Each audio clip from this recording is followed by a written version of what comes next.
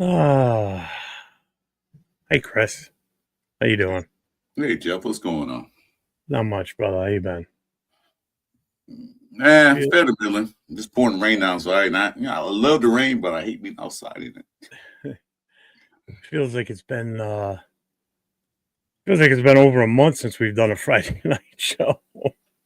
Well, yeah. And between just me being away for a weekend and everything else going on, now the holidays and Christmas is past us, so we got past that part. So, but as everybody knows, this is the last Friday night mic drop show. Yep. So we've got some people already in the backstage that are going to be coming on in a little while. We're gonna have some fun tonight, though. We're gonna we're gonna chalk it up. We got some shit to talk about the team. But Chris, how you feeling now? You Well, feeling all right? it's the last one. All good things must come to an end eventually. That we'll start new next year. Hopefully we'll be a better run organization. So with that being said, let's start this final Friday Night Live right goddamn now. Friday night, silver and black. No scripts, no filters, just real fans, real voices, real passion. This is Raiders Friday Night Live. One last mic, one last time. One last mic, one last time. Friday night, lights burn bright, silver and black under Friday light. No timeouts, no disguise, every take, no alibis. From the first pull up to the final word, every voice that needed to be heard. Wins and losses, laughs and pain, we stood tall through every game. One last mic, one last night, silver and black, raise them high, hands up. Feel that sound, Raiders in the tone, running now. One last fight, no rewords, every word, every rep. If this is goodbye, we say it right. Raiders Friday night live one last time. This ain't the end, it's a chapter closed. The mic drops tonight, but the voices echo forever. One last mic! Raider Nation, welcome in. Tonight isn't just another Friday night. This is the last Raiders Friday Night Live mic drop for all the late nights. The heated takes, the laughs, the rants, the therapy sessions. This show was built for you. No filters, no scripts, just real fans, real voices, and real Raider passion. So if you've ever been in this chat, if you've ever jumped on camera, if you've ever grabbed this mic, tonight is for you. Friday nights are about to change after tonight. But right now, we go out the only way we know how. Pull up, get comfy, get on camera! Let your voice be heard. One last time. Let's get it. And with that, my friends, it's the start of the Friday Night Live show for the last time. You're here with me, 401 Raider Jeff, and my esteemed colleague and co-host for the last year doing this show, Chris 4 Raiders. We've been doing this show for a year now, Chris. Just over a year. Oh, yeah. And I think it's run its course, which is why we've come to the agreement that we're going to end it. We're going to stop the Friday night mic drop live show. I know everybody's had fun with it through the year, but it's time for a change. And hope with the new change, next season comes and we see a new change with the Raiders.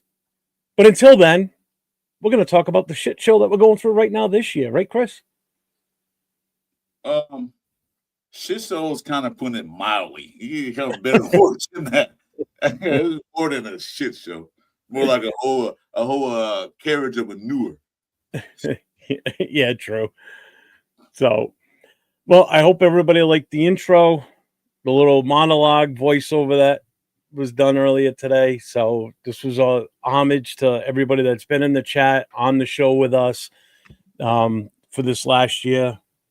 And we've enjoyed it. We've had a blast doing it, but I think we both came to an agreement that it's run its course. So we're going to have some fun. So before we get rolling, let's hit the chat. Let's see who's in here with us. And then we're going to bring in two guests that are sitting backstage in a few minutes. So we've got Raider Will sitting back there. And we've got Jay from Just Raiders Baby sitting back there waiting to come on in. I can already see Will back there dancing and jumping around. So he already forgot to take his Ritalin today. He's already fired up, man. Look at him. Yeah. So we got Robert Pena in the house. We got Jack Gustafa here. We got Raider Ryan's in the house. I.e. Raider Mike. The tank is on. Apparently with Max Crosby sitting up. But we're going to get into that.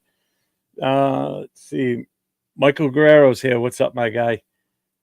Armand is here. What's up? Donuts Duncan is in the house. Raider Ryan again. Raider Way.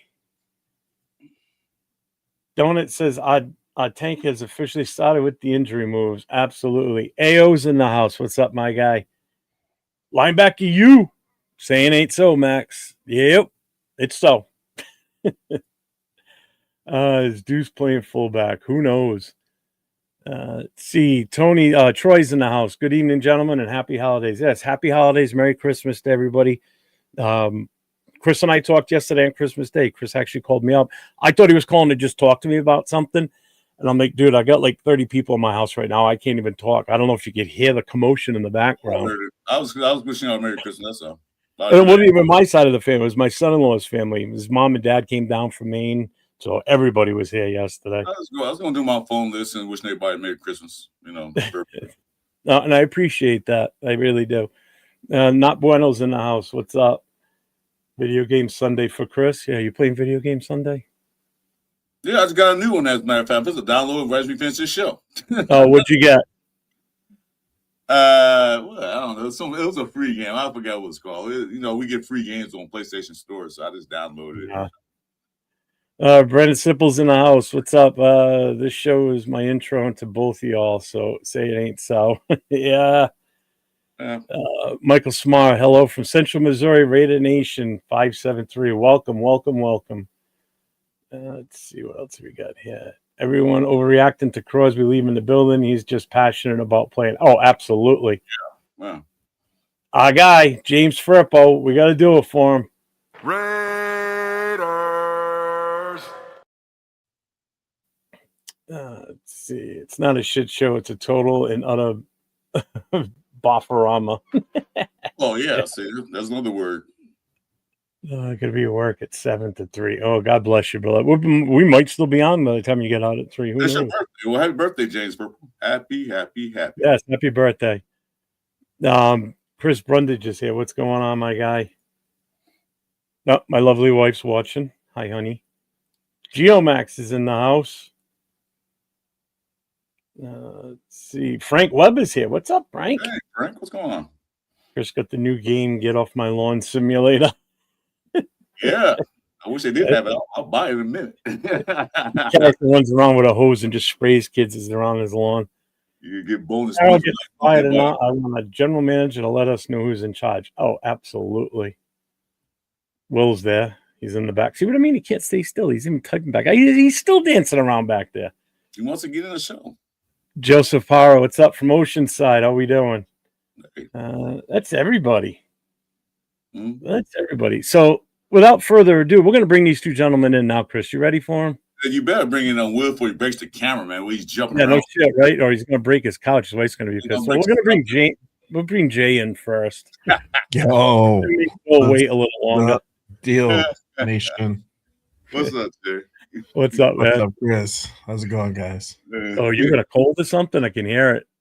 No, your voice sounds a little off. Either that or you got a new mic. No, yeah. Just all right. Let's bring Ritalin boy in here. Oh my God! There he is.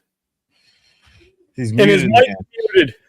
Yeah, what is going on? What is going on, baby? What's up? You know what, man? I've been so pumped up about this show. First of all, I want to thank you guys, man. This was like, honestly, when I started doing lives, this was the show I jumped on, and Jay told me, he was like, yo, Will, hey, if you jump on any show for the lives, you got to jump on those Friday nights, man, and put in that grind, put in that work. And I want to let you guys know that I appreciate it, man, and I appreciate you guys putting me on your platform and showing me love. At the end of the day, that's what it's all about. So thank you guys. I love y'all, man. And I can't wait to rock this show tonight, baby. Well, we're going to get right into it. So first we're going to say welcome to the last Friday night mic drop. Anybody that just came in, this is the last episode. So if you just got here for the first time, you're in luck, because hopefully there's going to be a fire show tonight. Hopefully we have other people pulling up once we put the link out there. But yeah, so this is the final show. So, which is why I spent so much time. While you can.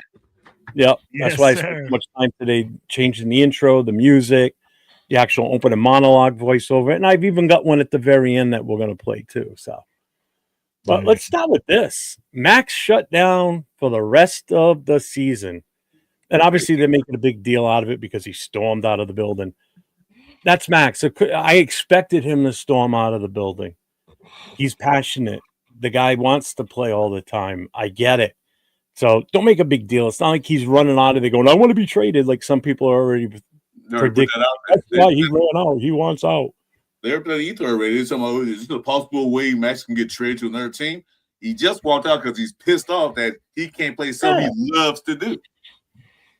So I honestly think he was just like, well, what the fuck am I gonna fucking work out for now? So he just decided to go, bro. I think it was just simple as that. It's like, you know what? What the fuck am I gonna practice for? I did watch Pete Carroll's press conference today, and they asked him about obviously that was the big reason they brought him on today. They asked him about Max and everything, and he said he did exactly what I expected him to do. He goes, I'd expect no different from Max Crosby because that's just the way the guy's geared. And Max actually looked at him when they said that, that we're going to sit him for the rest of the season. Mm-hmm. Max looked at him and goes, does that mean I can get my shit and get out of here? And he goes, yeah, Max, you can go. He goes, he grabbed the stuff and ran out of the building. He goes, that's what I expected to have happen, So people read too much into it already. Right. I agree. It's like, why are you going to waste your time? Like he has he has family and he has a daughter. So he puts in a lot of time where he's away from them. So I would have been like, all right, cool. Like I'm not gonna play. All right, well, grab my shit and go. Like, what else? Why am I gonna be here? Like it's 2 more games left, and half of I'm not gonna be next year. Your boss saying we're gonna close. We're gonna close it guys early. You guys are being the good guys. So why? What, bro? Hey, I'm gonna tell you like this. As a player, like Max Crosby, I don't think he was happy that with that. motherfucker is lit right now, bro. When a coach comes and tells you that you can't play and you want to play and you're the best player on that team and you're a leader like he is, bro. Yes, I know that he's not done out the door and like saying, oh yeah, I want to get traded. But that dude right now, his soul is on fire, bro. You know this. Let's be real. Oh, I don't think he's happy about it, but at the same time, do I think he threw a tantrum? No, I think he just decided to go ahead and like, yeah, I'm gonna enjoy my next 2 weeks off. Yeah, he can enjoy the rest of the holiday. Start his vacation early with his daughter, with his wife. He said, "Look, hey, I can enjoy the rest of the holiday because usually they playing about this time. They playing on." He'll be at the game, bro. But so now watch the mentality switch next year. This man is gonna come in like Mike Jordan. Oh yeah, and outwork, bro. He might not even go into an off season. This thing pisses him off so bad that as soon as he's like 100% ready to go, bro. Hey, you have to have some drive, and this guy has a high level of drive. Look at the tattoos on his chest. It's Kobe Bryant. It's Michael Jordan. It's guys that have achieved greatness through outworking everyone. Yeah, no, I mean, okay, I can go get those same tattoos on my chest, and it don't mean I'm going to outwork everybody. I know. But Max Crosby is not the same as us, bro. He I'm is trying to think the that correlation. tight. What's a tattoo got to do with him? So, the way so he does that is? mean I can get the presidential seal on my chest, and that means I'm the president? No, bro. Yeah, Hey, what I'm absolutely. saying is he Okay. has those type of aspirations to be great like that. He has those type of Puts in a lot of aspirations. work, bro. Yeah, he puts in a lot of Yeah. work. Probably one of the hardest working dudes in that building. And yeah, you know, I expect him to be getting ready for next year even better than this one. But nonetheless, I think he just decided, hey, you know what? I'm gonna go home and spend time with my family. I don't need to be at practice. I'll be at the game on the field, but not suited up. That's just that's who he is. He'll be there, man. Mhm. So I just linebacker wouldn't read too says much what into I've it. been saying, but he says it in the chat. Nobody says dick. I say it on the show, and everybody fires I know off you me and do. joke me out about trading Max. And again, I think we're already too late on that. We should have done that before the draft, but that's besides the point. We should have done that before the draft last year, not this coming draft. But whatever. Just probably live off North River, so just down the road. Read Ryan. My wife's a 49er fan, so I watched the games lately since our team's toast. I like how they mix it up on offense with the run game and Hushek lead blocking. I forgot what blocking looked like. Yeah, but you're also talking a totally different beast at running back for that team versus what we got. I'm sorry. Yeah, McCaffrey, Red man, Ryan. Red Ryan, I'm in the same boat as you, man. My wife's a 49er fan too, so yeah, I know how you feel. Exactly how you feel. It's Sacktown Mike. What's up, Sacktown Mike? For those that didn't know, Christmas Eve, Sacktown Mike went in for hip replacement. And he was home Wednesday night, Christmas Eve, after the surgery, and he was on the show Wednesday night. So he's a little sore tonight. So I sent him the link like I always do on Fridays. So he may or may not be able to pull up, but he said he would definitely be in the chat. So best to you, Mike. Hope you're feeling better.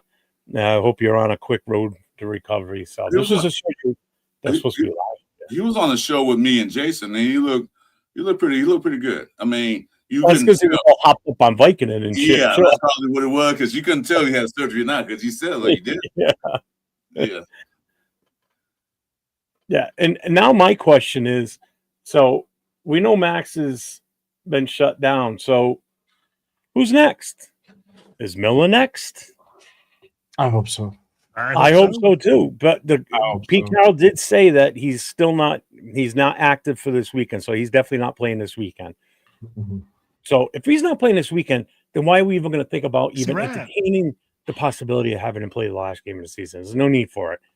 So not only is Miller a question, what about Genty? What do you guys think? Yes, no, maybe? He's a rookie, doesn't get the play time. No, I don't think he'll get I don't think he'll get completely sat. I think they'll probably start with the whole limiting his reps type of shit again. You know, I think they play him like part of the time. I think that last game you'll probably see him maybe the first half, and that's it. And then we won't see him anymore. Here's what was said in Pete Carroll's press conference today, because somebody asked him about Genty being so close to 1,000. Are you gonna? Is there a push to get him to that 1,000 milestone? And he said that's always the benchmark for running backs, especially in their rookie year, to hit that 1,000 mark.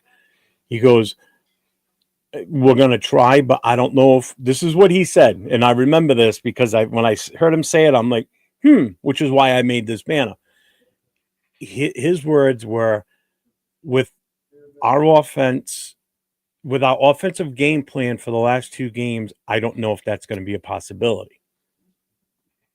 What? So I'm taking that. Yeah. So I'm taking that as, does that mean they're going to sit him? No, that means we have planned to lose. That's what it means. We're planning to lose. And that was my next thing.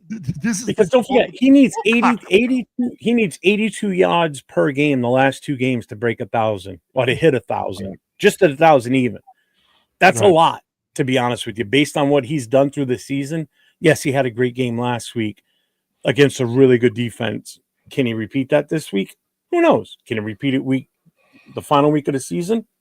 Who knows? So is there still a chance they could shut him down? What do you guys think? Yeah, I don't think they shut him down. I think they're gonna limit his reps. I think that's what's gonna happen. They're gonna scale it back big time, for sure. Yeah, I agree with Jay. I think that he won't sit, but he won't get 25 carries. He'll probably get maybe 10 and 15. Using more in passing games, they do that, but I don't think they're going to sit him. Why deprive the young man after all the hardship he's been through this year to get close to 1,000 yards? That's, like you said, that's a threshold for, especially for a rookie. You know, that'll build up his confidence for next year moving forward. What's up, G fam?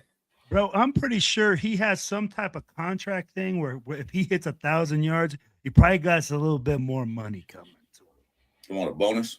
Yeah, a little bonus, a little something in his contract if he hits 1,000 his rookie year. And after all the misery, all the bullshit, the limited carries in the first 4 games, why not try to get this young man there? But I'm going to tell you, if you're going to tell me that that's not in the game plan, that means you plan on throwing the ball with Geno Smith 40 times a game. And that is a losing formula for losers like Pete Carroll. Just to address Rorschach's comment here. Sorry I'm late, but what does the live stream title mean? Just what it says. This is the last Friday night mic drop show where we open it up to anybody that wants to come in and get on camera. And so this is the end of the show. Now this is the last episode. Friday nights are switching for me to a different venture for me on Friday night. So Friday nights I will still be on, same time, but it's a whole different format. It's going to be, fuck it, I'll just do it right now before we get into it, just so everybody's aware. It's where the hell did it go? Ooh. You know what? I'm just going to play. It's a rough draft. It's not. It's just this is a promo, so I'm just going to play the promo. It started Friday night, January 2nd. NFL fans finally get a show that doesn't slow down. No scripts, no safe takes, no excuses. Fans of all 32 teams, wins, losses, chaos, controversy. Bring it all. No huddle. Premieres January 2nd. It's live every Friday. 9 PM EST. No timeouts.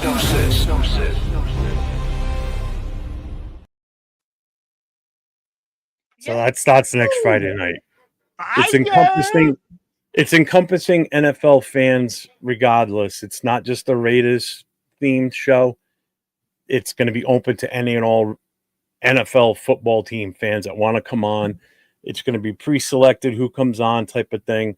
I'm not going to be dropping a link on the show and letting anybody and their brother pull in. It's going to be more of one-on-one with myself and another fan of another team, maybe even 2 or 3 other people on the panel at the time. But we'll be talking about all teams. It's not going to be strictly a Raider show. I'm still going to be doing all my other Raider shows. I'm just kind of expanding a little bit, trying to come up with a different take, different concept. So that's what it'll be starting next Friday night. So we've got a whole new intro for it and everything that a buddy of mine's doing. So it's actually pretty good too. So that's why this show's title what it is. Again, Chris and I have been doing this for just over a year, and it's kind of run its time. So it was great while it lasted. Trust me, we had some good Friday night. Talk about a bad team for so long. And that's just it, too. You know? Let's be real, y'all. Hey, doing 4 shows, 3 shows, and we talking the same thing about how bad we are? Yeah. Yeah. What's up, Purple Giant? Yeah, it's just, I mean, it's so hard to have a positive show sometimes in with this current situation. We barely had any positive shows last year. This year's been even worse. You know, yeah, we didn't have a positive show when they won a game against Tennessee. That wasn't a positive show. Like, we won, but yeah, Like I said, I was even there at the game. Like, I'll tell you what was the most positive show this season. Anything we did in the last week after the Texans game, because we weren't expected to do jack shit in that game, and we were in that game right to the very end. That was a positive spin on the game. I'm gonna tell you, man, you're 100% correct, Jeff. We left that stadium, my wife and I, and my daughter, bro, and I wasn't even mad that we lost. I like that. I wasn't even mad. I was like, Right. Bro, we played like that. I was like, did I just see a touchdown, bro? I recorded myself, and I'd be like, just the look on my face. I'd be like, I got to talk my shit. I got to, do my little swagger, but I'll be like, bro, that's all I wanted all season long. Well, here's the thing with me. What happened was usually my wife, she has one little spot where she watched the games. I watch the games on my TV. Yeah. And all season long, she heard number curse words after curse words after curse words. But this game was like, what's going on? Are they winning? I said, no, but they're playing like they should be playing all year round. I'm happy that they look like that. I didn't want really to mess up their draft pick. But other than that, I like, wow, this is the way the Rays should have been playing all year round. But, Yep. Yeah, Money Chuck did say this last week that we should, and I agreed with them back then too. And that's why when they came out and said what they said about Bowers going on the IR, I'm like, thank God, because we needed to do that. I mean, what are we playing him for? I mean, seriously, at this point, Yeah. No need to risk injury. They sitting Bowers, Chin sitting down. Who was Bowers, Chin? Now Max. So they probably gonna sit some more people down pretty soon. Well, I mean, the other thing too is, plus, do you want these guys out there and possibly being headhunted by the other team's defense or the other team's offense in Max's situation? Especially with the fact that we got to play the Chiefs last game of the season. I don't trust them. You don't know what the fuck they're going to do or what their mindset is, because what do they got to lose? They're not going anywhere either. They're on their third string quarterback. Not for nothing. He actually looked pretty decent. Don't be hating on them 67 yards of offense. That's like our game plan. 67 total yards. That's what we're going to get. Is that what they pulled off last night? That's horrible. That's how many yards they had last night? Bro, it was like 60-something. 6-7. My wife's over here going 6-7, 6-7. No, we didn't watch. I didn't watch the game last night. Yeah. I had it on. That's the game plan we got. That's what Pete Carroll is telling us. Are we going to go for like the whole 50 yards of total offense for the whole game, guys? If we're not going to give it to Ashton Genty. Bro, the Giants have the worst run defense in the league. Makes zero sense. Well, I mean, if it's not Genty, if Genty doesn't play or if he's limited, then you're talking Lobby, you're talking Mostert. I'm telling you, he looked slow and sluggish on Sunday. He didn't look right. Mostert's actually nursing an injury, so he's not full. He's not full yet. So yeah, he didn't look good. I mean, even the time he was out there, he just wasn't running with the same oomph that he was prior weeks. So that leaves Lobby, Mostert, and Kalia. Yeah, because Zamir's still buried. Oh, he's not even dressed. Yeah. No. He might dress for the last game. You never know. No, he can, but put him in there. Put him in there and have a good game so we can trade his ass. That's what we can do. You know what, though? I am interested to see who's going to stand up as a leader on the defense. Now that Max is not in that huddle, who's the guy in that huddle that's going to get the guys fired up? Because bro, right now they're going to look around in that huddle and be like, bro, what the fuck are we going to do? We don't even got our leader out here. So I want to know who's going to stand up, who's going to grab the bull by the horns and say, yo, you know what? He ain't here, but we got this, and let's make it. Yeah. I'm still going to be doing Raiders stuff. It's just Friday night's going to be – it's going to include other teams too, not just strictly Raiders. So we'll still talk Raiders on here on Friday nights, but it's not going to be all Raiders all night long. That's all. Okay, with that being said, this is that time, and now I'm gonna go ahead and put the link in. So if yes, you guys sir. come into the last show of the Friday Night Live, this is the opportunity. Make it count. Happen again. Yeah, you probably will not get a chance. Randy N's in the house. What's up, Randy? Arnie, say what's up, Arnie.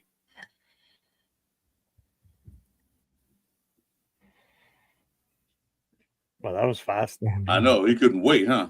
Jesus, you Let me jump in here. He's in. If you want to pull him up, I'm going through the chat real quick, just making sure I'm up to date. I really want to pull him up. I'm fine. So I just saw your comment about secret love for the pit. Fuck you.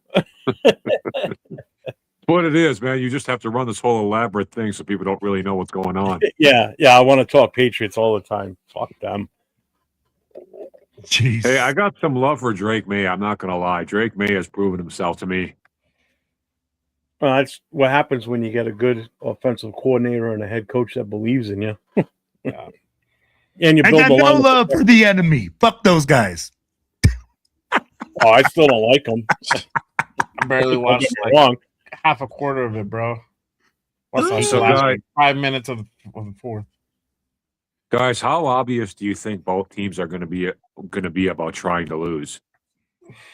Bro, how obvious are we right now? We just sat Max Crosby. We're probably going to, we said Aston Genty's not part of the game plan. I'll be like, we're pretty much just saying, hey, let's just Arnie, back up. it's a 0. I see a whole lot of going for it on 4th and 15 this game. Jesus. That's what I see happening. Hey, I'm going to ask you guys a question. What happens if this backfires on Pete Carroll and all these Already backups come in there with the freaking like wild hair up their ass and we play like we're fucking our hair's on fire? What does Pete Carroll do then? I don't think that would actually quite happen, bro. The talent's not there. Hey, You I'm know. just saying. I'm asking a metaphorical question here because hey, Metaphorical. I don't know. I don't bro, believe I it. didn't think we were going to be close with the Texans. I didn't. I wasn't Oh, expecting we were that gonna be to close from with us. the Texans. I wasn't surprised we were as close because the Texans honestly played like shit. That's a lot that had to. Yeah, also do half with of me that. thinks that they did that on purpose just to make the game entertaining. Well, they didn't take us seriously. You know, literally, we just got skunked the game before. So, you know, why would you? And like, okay, we can go ahead and not really put a lot of effort in. We're gonna still pull out a W, and that's what they ended up doing. They had to kind of turn on the burners towards the end of the game to make sure like they're left with W. I don't know. That's the way I look at it. Like to me, they did try. It's not. I'm not saying they didn't try, but just there's only so much you can do. You know, like I feel that they really didn't take it seriously, and that's kind of also what had to do with that game. So I got a question for you guys, man. What do you think of this whole possible firing of Dan Campbell going on? And if he does get fired, would you want to bring him here? Why would they fire him? Oh, Dude, Detroit Lions fans they have the Yeah, patience that's of the a fans, though. fly. That's the first I've heard of it. I never But heard the Ford family is known for caving into. Yeah, fan but you gotta demands give defense. the guy a break. All right, he lost his offensive coordinator and defensive Agreed. coordinator to go and be head coaches with 2 other teams. Agreed. So he's bringing in 2 new guys this season. They still were they didn't bottom out and like just totally suck ass all season. Right. You know, you can't that I don't agree with firing. I think that's a bad move. I agree too. I agree totally. That'd be But totally a bad move. Detroit is not known for making smart moves. Yeah, You know Well, what I that's mean? also Detroit fans being ignorant and but you not know, all knowing Yeah, fans, they are. There's no question. They all are. fans of all teams, when their teams suck, what's the first thing they holler? First thing they holler is fire your coach. No matter they had a great year last year, but soon they start sucking, fire him. That's just the way the fans are. They're gonna be like that. So I didn't hear from the upstairs department. I didn't hear anything like that. Why would they fire him? Like Joe said, he lost all his people last year. Well, the Ford family is not known for sound football decisions, so that's why Matt Campbell could become available. I'm sorry, Dan Campbell. So, Accelerator, I love the way that you said that. Right? They're not known for it. If they decide to let Campbell go, okay. Yeah. The Raiders are a sick team.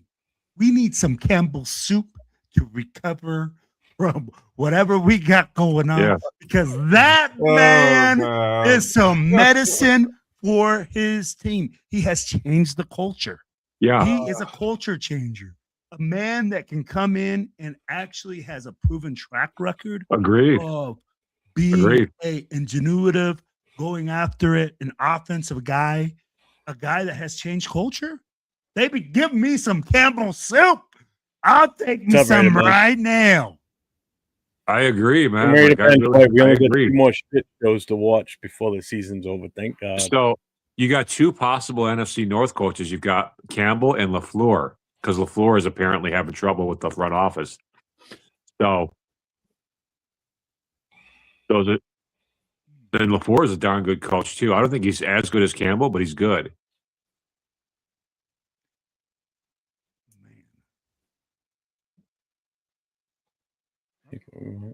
Excellence to this. Mark Davis. Yeah.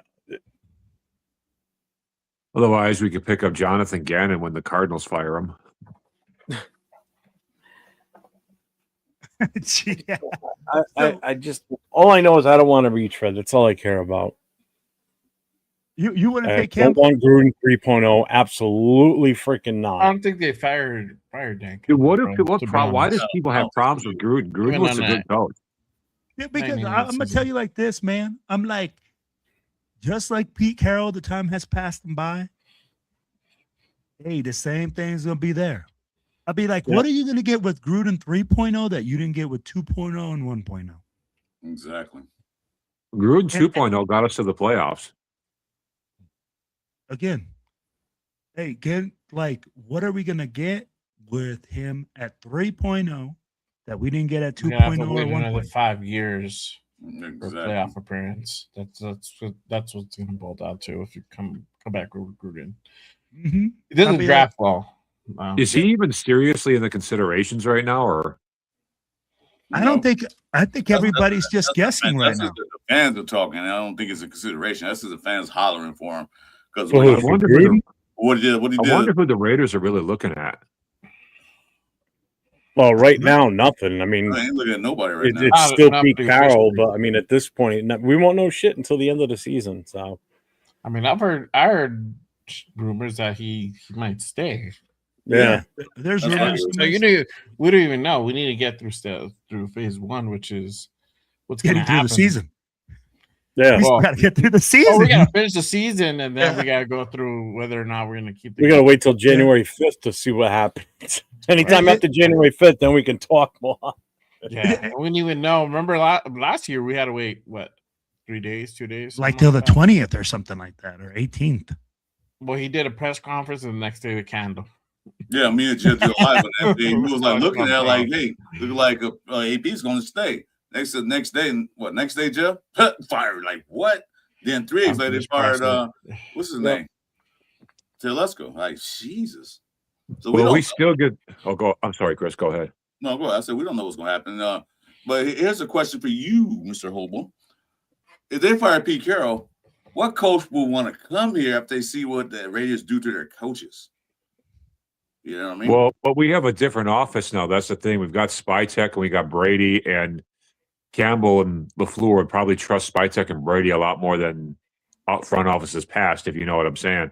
So I feel like the revamped front office is helping us. So Spytek's got a good reputation. Brady's got a good reputation. So, I mean, that will attract more coaches, I think, than what we've been able to attract in the past. You know what's going to attract a coach? Us solidifying the number 1 draft pick. Because if you want to have any hopes of bringing in a guy that you want, a younger coach that's going to help groom and grow a rookie future franchise quarterback, and let's say Mendoza, I'm just throwing the name out there, don't anybody kill me, throw out Mendoza's name with the number 1 pick, that's enticing right there. Let's put it this way, if Cliff Kingsbury was available at the time and we had the number 1 pick, he would have come here that year. We would have gotten him with no problem. Mm-hmm. You're going to have that effect this year if we solidify the number 1 draft pick. That makes it enticing because now this coach is getting the first pick out of 200 and something kids that are going to be picked out coming out of college. So he gets the number 1, and not only the number 1, but you're getting the number 1 for the entire draft every round. So you're getting the number 1 and the number 33rd ranked kid. So you've got your hand in the mix here for some good players. So that's the other way you got to look at this too. So it's not so Otherwise, much. if we get Joe Not, Burrow, I don't think the front office has anything to do with the decision a head coach is going to make wanting to come here, or a coach possibly being the head coach coming here. It's going to be that number one pick is going to mean a lot. I'm telling you that's a big selling point, and the no sales tax. coaches have avoided us because of our front office for a long time, Jeff.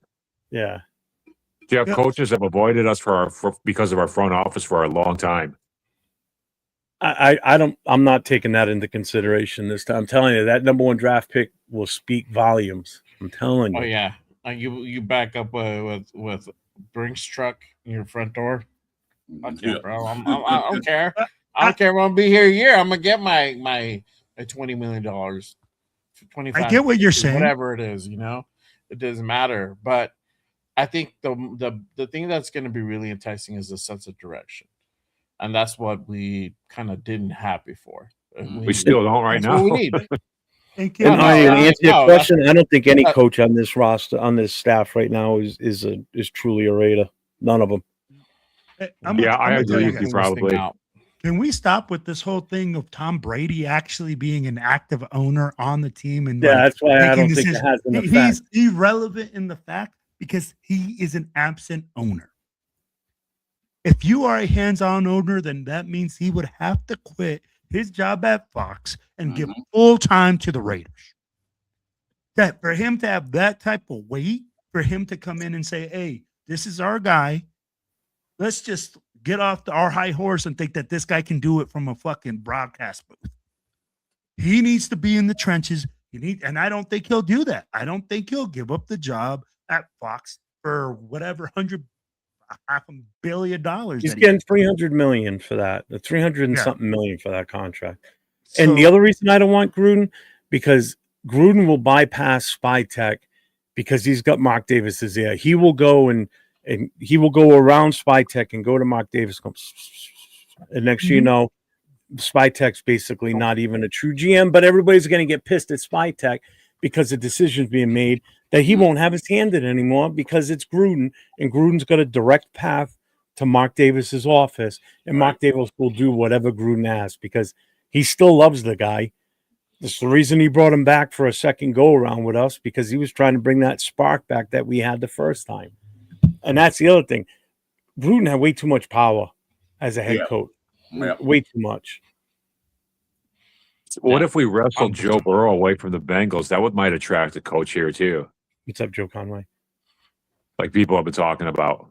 It's going to be costly. That's the only downside. Well, what are you willing to give up? Two number ones? Give up a couple first rounders. That's Joe Burrow we're talking about. That is Joe Burrow we're talking about. Is he going to quarterback in the league? The only people better than Joe Burrow. Hold up. The only people better than Joe Burrow, Patrick Mahomes and Josh Allen. That's it. So Joe Burrow is worth it. Is he going to make this team a Super Bowl contender? Hell yeah. With no other help. Just Joe Burrow? Just Joe Burrow. Joe Burrow? No. Here's the thing. Joe Burrow coming here causes a ripple effect. Linemen are going to want to play for him. They don't play for him in Cincinnati right now.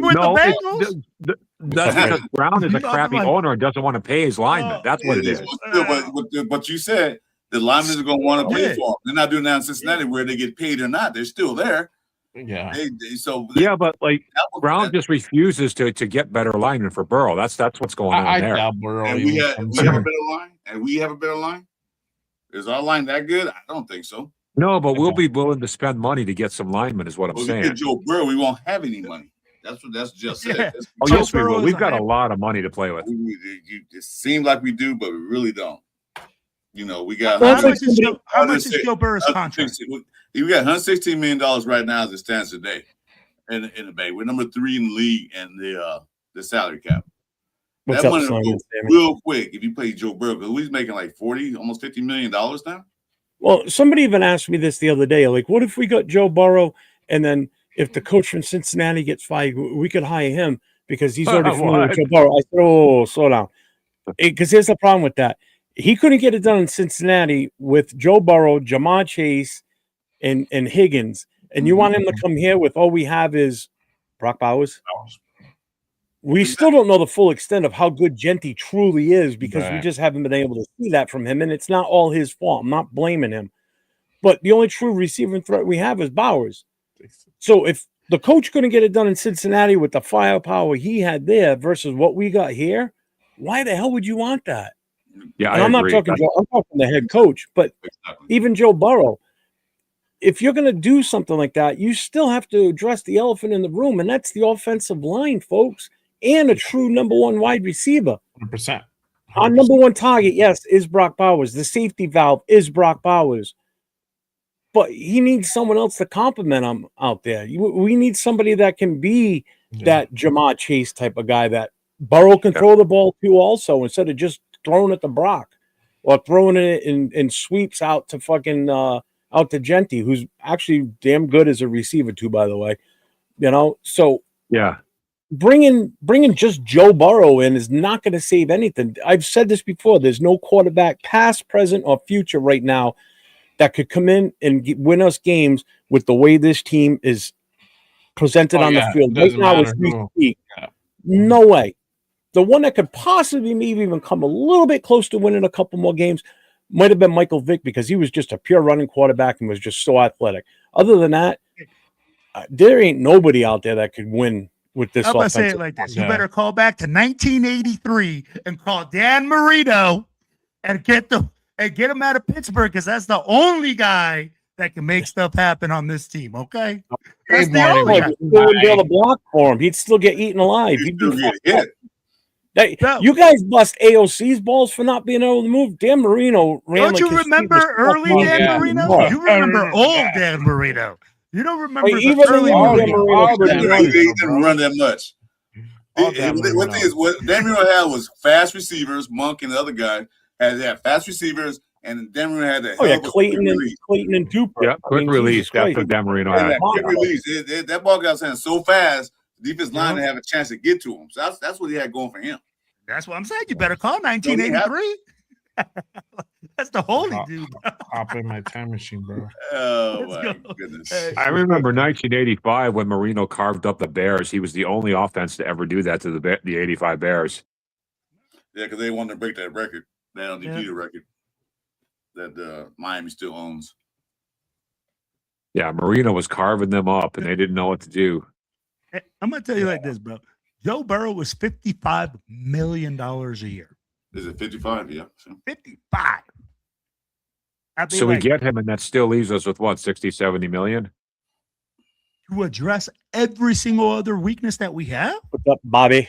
Jets fan. We can get some good linemen for that. Friday night, same channel. Hey, what's going on? We don't have any linebackers. We don't have any DBs. We need an opposite side defensive end. We need a right guard, a left guard, a right tackle. We got linebackers, bro. Secondary. Yeah, I mean, like, bro, we need a lot. A lot of guys. Not going to change the whole dynamic of this team. We need a lot. Are you even suggesting that we replace the mighty Alex Kappa? What's wrong with you, man? You don't get Jeff started down a tangent right now, man. Be quiet. Kappa is greatness personified, man. Kappa is the second coming of Chad Clifton. Coupon John at his best, bro. In Kappa, bro. And I'm gonna tell you like this. Hey, John Spytek, bro, is on the clock this year. If you, bro, don't make any moves in the offseason and don't bring anybody in to help this team out, there's a lot of questions I have. Because this team needs a whole lot of help, and there's a whole lot of guys that they're going to be available. But hey, we said that last year. We had a lot of money last year as well. Mm-hmm. We didn't make any moves. I love the Devin White. I think we should re-sign Devin White. You know, I think he did. I don't know how I missed that. I'll be okay with parting ways with Devin White. Just real quick, shout out to Stephen Conway with the $1.99 super chat. Jay, I think that was on your channel. Yeah, that was on my. I appreciate you, Stephen. Thank you, brother. Salute to you, man. Hope you had a good Merry Christmas. Giants he fight. Just sent it to himself. And I'll say what, Dayball wasn't the problem in New York either. I'd take Dayball as an offensive coordinator 24 hours a day, 7 days a week, man. I'd take him in a fucking heartbeat. You know, Kappa has been pretty good at so center. let me ask you, why would we take Dayball? Hey, let me ask you this: why would as we an take offensive Dibble? coordinator, Yeah, as a Coordinator, coordinator, I would. Oh, okay.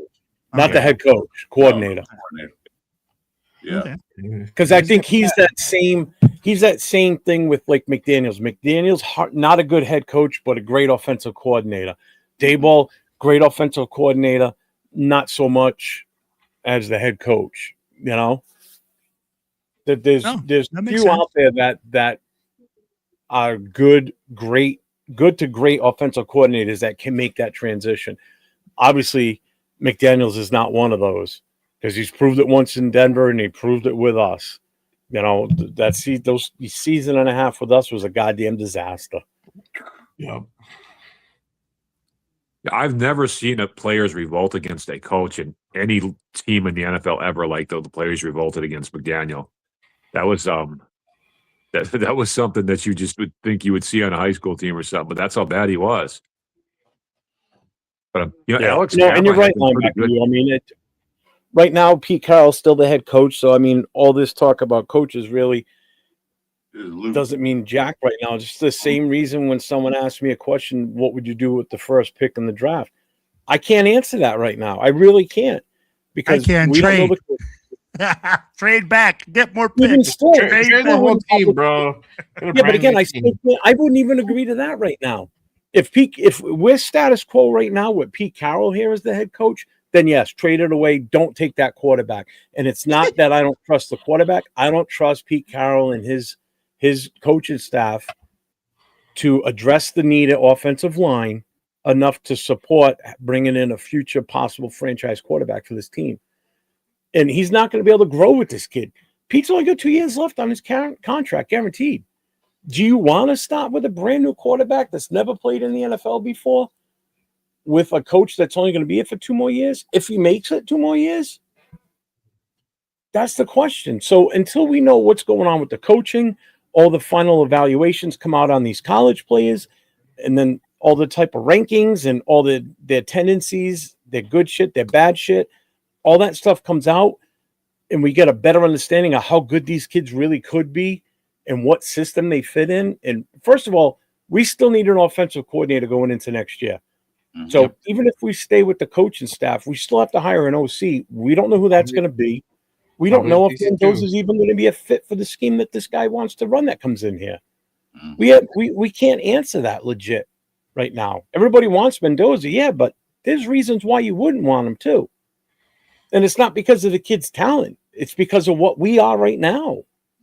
I mean, go ahead and dispute that one. I mean, I'll stand on that soapbox until the draft's over. You know? I'm kind of over the Mendoza hype, man. Like, his name's getting dropped so much, I just don't even want to hear it anymore. Oh, he's the fucking Heisman Trophy winner. Of course he's going to be the talk of the town. I would get him. I would get him or more if he declares. It's all who declares, but you get your quarterback, you build around him. But you got to do that. You got to that. Yeah. You got money. Can't have. That's a good question. How many teams this year are only competing only with defenses? Huh? Like who's competitive right now in the NFL that their strong point is only their defense? The playoffs. Like, let's go back to Baltimore Ravens when they were in their heyday. Chicago. That was all defense. No. Their Chicago got Caleb Williams, and their offense is Caleb Williams sucks, dude. He sucks. Have you not seen the season? I have seen the season. He's horrible. No, they're in the playoffs. Flashes of goodness, but have you seen their record? They're going to win their division. But that's because of the overall team, and the defense is so good. Yeah, but he's actually playing pretty damn good too, though. Not playing bad this year. And they got a running game. Yeah. That dude, I forget his name. He's a really good running back. What's his name again? What? Swift. Yeah. He's really, really good. Like he's I had him on my fantasy team this year. He did great for me. I got no issues. Yeah. Man, I am way behind on the chat. Holy Jesus. I'm like literally legit 10 minutes behind. It's so weird because it used to be that a dominant defense to get you to the Super Bowl. Like, remember the 2015 Broncos? That was all defense. Hey, Peyton Bobby, Manning? check back next Friday night. It's the format's changing on Friday night, so you might be able to, with you being a Jets fan, it's not going to be strictly Raiders talk next Friday night. It's going to be all NFL teams. So make sure you check in 9:00, same time, same channel. Everybody's welcome. Yes. Oh, the Texans. There you go. There's a good example. The Texans are a team that's pretty dominant, but just getting by on their defense. Yeah, the Ravens. Yeah. Ravens too. The Ravens actually kind of survived on their defense most of this year, even though their offense is just fucking struggling. The Ravens had a weird setup because at the beginning of the year, their defense really sucked. But for whatever reason, Thanks. they got it together. And then, What's up, prop? but as the defense The improved, the offense, offense went down. But their defense was awful for like the first 6 games of the year. What's up, Moval? I don't know why. Arnie, who will be our starting QB next year? AOC, Gino, or Mendoza, or more? Oh my God. Oh, I don't know. Well, let's put it this way: if You know, Pete Carroll's universe next we- year, it's going to be Gino. So I'm sorry. That's all I know. He's still under contract right now. Yeah. I mean, like, hey, Both of them I mean, are. like, at the end Both of of the them day, are. we need more. And once Pete Carroll's still there, he'll be the starter. So there it is. Can we get a change.org petition to get rid of him, you think? Get rid of who? Gino. Go to change.org, get a bunch of signatures. Maybe they'll listen and get rid of him. Bro, I saw that money, Chuck. Thank you. that's a dream, bro. Like, honestly, at the end of the day, what it's Oh, going to Nutty be Nate, is what's the up, head Nate? coach that comes in. The head coach that comes in says, is this guy my guy? If it's Pete, we know that's Gino's his guy, that he's going to be around. But Gino himself doesn't want to be here, though, I don't think anymore. So there's that. Hey, just real quick, a shout out to my guy right here in the chat, Dave Sosona. He's the guy that's putting my intro outro video together for that show. So I haven't even showed you guys yet that I had the rough draft one that he sent, but he's putting the final touches on it. But it's good. I like it. I like it a lot. Yeah. It's a collaboration. I did this. I wrote the song and produced the song, and he's doing the whole video setup. It's pretty good. I like it. I like it a lot. I don't want to hear it unless you're singing, Jeff. There's no I want words. to hear those vocals. There's no words. It's all instrumental. It's all heavy saxophone and deep bass guitar. Jeez. I Good, just though. realized, Jeff, you kind of look like Lemmy from Motorhead. Yeah, if you weighed about 400 pounds. Fuck. Yeah, Oh, you you should got the play same it. kind You of should thing play it going on. later, Jeff. Yeah, you should play it later, Jeff. Yeah, Hey, Friday Night Live, the only place we're gonna hear 80s softcore porn as you Dude, bro, that's exactly what I was thinking. Because Oh, it ain't. Trust me. saxophone, I'm It like, doesn't sound anything oh like that. yeah. Oh yes, it is. Jeff is like, damn, this brings back really good memories. I can't put my finger on it. I don't know why. When I used to have full set of hair, I'd be like, I used to just flow back. Back when I had a mullet. And that was the styling days. I don't want to hear it. There you go. You'd probably look badass, bro. Business in the front, party in the back. Yes. Exactly. Oh, wait. Oh, you're in New York City. What bar are you at, man? Oh, please tell me you're at Peter Dillon's. If you're going to be at a bar in New York City and you're a Raider fan, you got to be at Peter Dillon's. If you're not at Peter Dillon's, you're in the wrong place, my guy. Get in the cab, go to Peter Dillon's. I can't wait for New York City now. It's the Silver and Black Empire headquarters right there, man. Yeah, that's a Raider bar, bro. Oh, we're definitely going to be doing something with them too for the Raiders Jets game next year in New York. Oh, hell yeah. You just want to drop it right now, Jeff? Let everybody know what's going down in New York City next year. I'll tell you right now, if anybody's planning on making a trip from anywhere in the country to go watch the Raiders play on the road next year, you want to do the New York Jets, New York City game. That's the game to go to. So that's the one where we are going to have so many people already planning on coming out here for it. As soon as the date drops, I'm going to be full bore, full steam ahead, working with Mike from Raiders Against the World, working with Will and the other organizations, other TBH chapters, other booster clubs in the New York, New Jersey area in that Tri-Borough section. and we are going to throw one hell of a party. And the goal is to get everybody at one location for everything. Yep. So we're not going to have like 5 parties spread out all over the place. We want to get as big of a group of Raider fans as we can get in one place as possible is the goal. That is the way to do this. Because I know when they were in Houston, there were people spread out all over the place. There was a party here, party there, party here. We can't do that game, anymore. baby. We got to Changing travel the as a game. massive group to the point where people see us coming and they're going to be like, oh shit, look at how many people are here for the Raiders. Oh my God. I'm talking like hundreds of us showing up to a party somewhere that can hold all of us. So I will tell you like this, guys. Yeah. The record is 700 people. 700 is the record. We did it in NOLA last year. We want to break 1,000. We want to break 1,000 people at this event. I want to see us black out New York City, baby. I want to see Jeff looking like he's swimming in the ocean in Raider Nation. Or do something in Jersey. There you go. Jersey. Oh, we're definitely going to be in Jersey. We'll be in New York City. We're going to be. I found a great location in New Jersey, right next to MetLife Stadium. That if we can pull that place off, boy, it's going to be killer, dude. It's a whole indoor amusement park. It's got a water park. It's got an amusement park with roller coasters. It's got all kinds. It's got Legoland indoors. It's got Nickelodeon Center in there. So anybody that's bringing their kids, guess what? We got the place for you. I just got to talk with them and get it all set up. But the place is massive. I couldn't believe how big it was when we drove by it on the highway. I'm like, there's fucking roller coasters in that place? Yep. Is it American Dream? Look it up. American Dream. Don't go by the places on there because that may change. Is it in New York?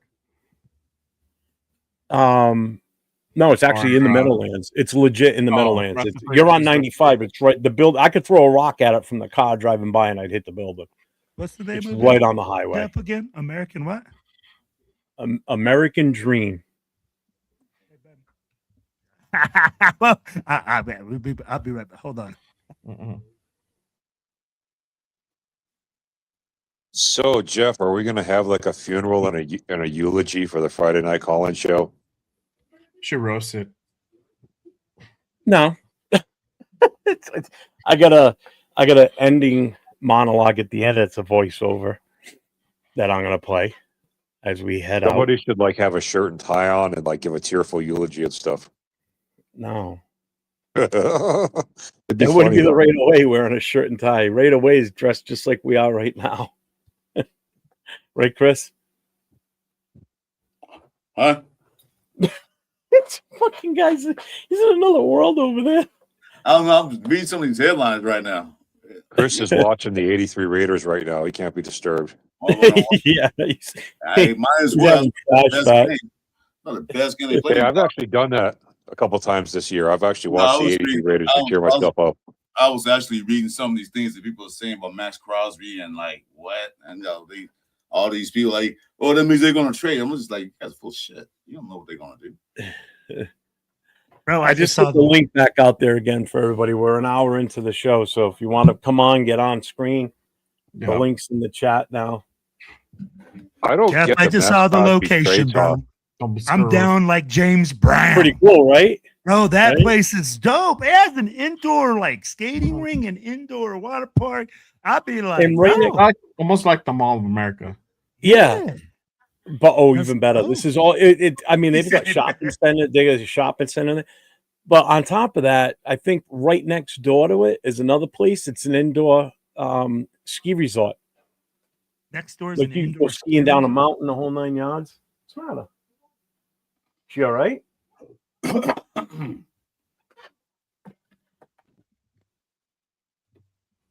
So yeah, I can't wait for next year. It's gonna be a great weekend. And we're still gonna have New England on the ticket too for that week. That's for next season. And the way it's looking right now, it's probably gonna be New Orleans is one of the other East Coast. Not so much East Coast, but this side of the country. South Coast. because they're New going to Orleans is playing very well lately, man. They've started to really but turn it they're dead around. last. So that's all that matters. They're dead last in their division. Yeah, but they might be scary next year, is what I'm saying. I'm not worried about them. Even if they are, who cares? Again, people got to remember when you go away to these games, yeah, you want to see them win and everything, but it like when I went to Philly, I knew we weren't going to win that game. It was just being there with Raider fans and just Hell yeah. fun. You know, I just had a good time. Love You it. know, like I'm sure you felt the same way, Will. I mean, you guys Bro, almost sold. bro, you know what? I enjoy spending time with the nation. You guys know I'm a walking party, baby. I'm like, shoot, I'm over there loud as hell, just having a good time. I love Well, that's a spending good time idea. going away with games, bro, trying new food, trying new things. That's what it's all about. But like at the end of the day, bro, we only live one life, and it's all about making moments with the people you want to be around. Yeah, the Look, it's nation is in the like roller nothing else coaster, in I'm football, down. man. Mm-hmm. The nation is like nothing else in football. Absolutely. Absolutely correct, brother. Brother, I'll be like the tailgate in Houston. I'm gonna tell you, man, 400 people. And like that was one small area. And it's just everybody together shooting the stuff like, hey, I haven't seen you in so long. How's your family? How's your kids? Hey, you guys know I take my family everywhere. I try to take them as many places as I can. It's always all love, bad, and that's what I love. I love going to games, and I love making those types of memories and those types of connections. No, just real quick, Brandon. No, our on-air relationship's not over. We're just ending this show. Chris had expressed to me that he wanted to take a little bit of a break, also himself. I mean, I don't want to speak for Chris, but what he's got going forward. I don't know if you want to elaborate anything anymore, Chris. No, I'm just going to take a small little break. I'm going to still do shows with Jason. We got like 4 more shows left. We're going to do those. And I'm going to call it quits. Not quits, but just a sabbatical. What do they call it? A hiatus. Until You're right, sabbatical. A recharge. Yeah, until we get in the season. You guys know I'm going to explain to you guys, everybody listen. Jeff knows this. A couple of guys know this. On the Saturday night podcast with Jason, a lot of people couldn't understand what I was saying. That night, I had a little minor stroke. So with that being said, I decided I need to take a break, get my health back up to par. So after the night show, this is over. Well, me and Jeff still good friends. I'm not going to we're done. No. Yeah, it has nothing to do with our relationship as friends. Right now, he's going a different direction. He's going a different direction. I'm going to take a break. And then when season start back in full again, when all the stuff start happening, the free agency and all that stuff, you be sure you'll see me and Jeff's face flash on the internet. Okay. Especially during the day, during the week. We'll do stuff during the day, during the week. So it's not over. If you guys thinking, no. It's just that Jeff know what happened to me Saturday night a couple weeks ago, and I told him. So I have to do something to take care of myself a little better before I start up again. That's all. I didn't know that, Chris, man. I'm thinking of you now, man. Well, that's why I didn't want to speak on it. I wanted him to say that. Nobody. One person knew was Jeff, and Jason Downs was on the show with me, and a couple of guys I do shows with. Those are the only guys that knew about it. So now everybody know. That's why I'm not going to be on the show that much anymore. Well, we hope you get better, Chris, man. And I'm going to tell you something, Chris. I feel a little heartbroken that you didn't send me a Merry Christmas card, or you didn't give me a call, but you gave Jeff a call. I don't have your phone number. I'm a little heartbroken. I don't have your phone number. Well, Merry Christmas, brother. Merry Christmas. Merry Christmas. I tried to call even if I could, man, but it was a lot of numbers. Just real quick, from Slam and Sammy, $2 shout out. It says if the Chiefs don't expend Chanel, then sign him up. What? We'll see. Who was that? Appreciate you. That they have that's got 67 yards or whatever right now. That the backup, I guess. We got one more visitor coming in, one more guest. So we got Navman in the house. Hey, what's up, guys? How you guys doing? What is that? No. There we go. That's better. I like that. Good. Okay. Damn. I'm dizzy. Damn. Well, you know what it is? I have to make sure it looks good on the vertical one, not so much. I don't care what it looks like on the landscape because that's easy to configure. It's the vertical one that makes the difference. Right. Oh yeah, It, yeah. They it'd haven't be fixed way, that yet. it'd be way prettier if your face was not on here, Jeff. I mean, I like to hear it. There you go. That's better. There you go. Wow. Like that, I'll stay like that. Love you guys. Hey, hope you all had a Merry Christmas, man. I can't be on here long. I just wanted to pop in and say, hey, man, love y'all. Jay, what's up, brother? What's Chris, up, man? Who's down? Who's in the Right next to you, that's Hobo Raider, also known as Accelerator. What's up, brother? How you doing, man? What's up? I'm the drug kingpin of this group. Oh, Jesus. There you go. Looks All like right, you need my address or what? Hey, how you guys What's up, doing, man? Nice to meet you, brother. I've seen a lot of the stuff that's going on there. I mean, thing about it is, as we go forward, to be honest with you, it's all speculation until it's a done deal at the end of the season. So I don't work myself up because 54 years of being a Raiders fan, when I work myself up for this kind of whatever it may be or whatever it could be or whatever else, it just makes my life worse. So, you know, so it's just one of those. So I don't know. Ask me a question and I may say don't know. What's up, Martinez? Hey, just real quick, I just want to give a shout out to Chris. I don't know if you saw all the chats in here about you, but just give a shout out to everybody that made mention on Chris and well wishes for him in the future and everything and feeling better. So thank you for that. Yeah, I appreciate that. Trying to highlight them as they pop through here. That's one thing about the Red Nation. We're not only football fans, we also family. I appreciate everybody said something. Appreciate it. Yeah, even when you're an asshole, people still wish you well. Which is There you go. pretty much the moment he Look wakes at me. up. I mean, look at me. I mean, I'm the biggest asshole on the screen. That makes the Red Nation. That's what makes the Red Nation. We're all assholes. Damn it. Right, exactly. We don't take shit from nobody. That's a funny stuff, man. Sweet James is here. Let's bring Sweet James in. Sweet James, give us the gospel, brother. Sweet James. Hey, salute to everybody, yo. All right, so I know that I have my microphone on, so I just wanted to tell you. I mean, what could I tell you? Between for the next year, I just realized that Raider Nation is not over yet. Because I understand that some players got injured, something like that. But I think it's going to be like something to change it all around for the next season. And I really understand that we need a new quarterback. We need new offensive line. We need everything. I mean, cash in on it. Because if we have enough cap space, we are ready to do that. Because I understand between for the free agency and the draft, just spend everything. Because we need to invest in new offensive line. Because I understand this offensive line, it definitely sucks. Because we need to invest in a new one.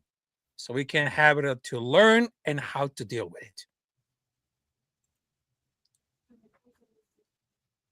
Okay, so I just finished right now. Damn, is that it? I was waiting for. Yeah, you're right. I thought there was like the big finish. I was waiting for the big finish, bro. I was waiting for the big finish. He gives us that big ending, man. The motherfucker. Hey, somebody had too much eggnog. Somebody had too much eggnog. So I got a message here from Kona, Spence Broncos Buzz. He goes, "Hey guys, thank you, Nadman, for jumping onto our show. So the game between LV and New York is going to be fun to watch. And from an ethical standpoint, who's going to tank better? Oh, it's the absolute toilet bowl game this Sunday. Who's the worst team in the NFL? Who can suck more than the other team?" So tagged. Hey, Jeff. The thing about it is if you fail in life, OG, hold on. and then you go try to fail and you fail at that, then it's a little bit, it's rough. Yeah. You know what I mean? So we got one more person coming in. We got Mr. OG Daniels in the house. Oh, hey, what's up? It's been a minute since you've been on. It's been a while. How you been? Can't hear You're you. muted. Yeah, Can't hear you, turn Mike. the microphone on there, big dog. Just give 1 second. Oh, let me put these high-tech earphones on. Oh, Kona, I think we're ahead of We're that already one. packing it. Yeah, we're already packing up Max Crosby. Yeah, we packed Max Crosby. We packed him up for the season. Browers is on IR. He's Oh, already home right now, Here we go. celebrating Christmas or New Year's with his kids' family. Right? He's there already. He's like, hey. Yeah. Let me ask you this: why did we put Jordan Meredith on IR? Out of all the players, we put Jordan Meredith. I actually know the answer to that one, Willie. You want to hear it? Still can't hear you, OG. Hit me with that, hobo. Well, I was reading it up. Hang on, just hang on 1 second. I want to make sure OG's mic is. Try again, OG. No, I can see him. I can see your mouth moving. I can't hear anything. Let me see if it's a setting. right. That's kind of the way I feel with Chris, even if his microphone is on. Yeah, I can't hear Yeah. Chris, you're supposed to laugh at that. Come on. Why would I? but damn. Come on. That laugh. was fun. I don't laugh, period. So that's really Yes, you do. I had you laughing the other night. Don't lie. That wasn't you. That was the alcohol.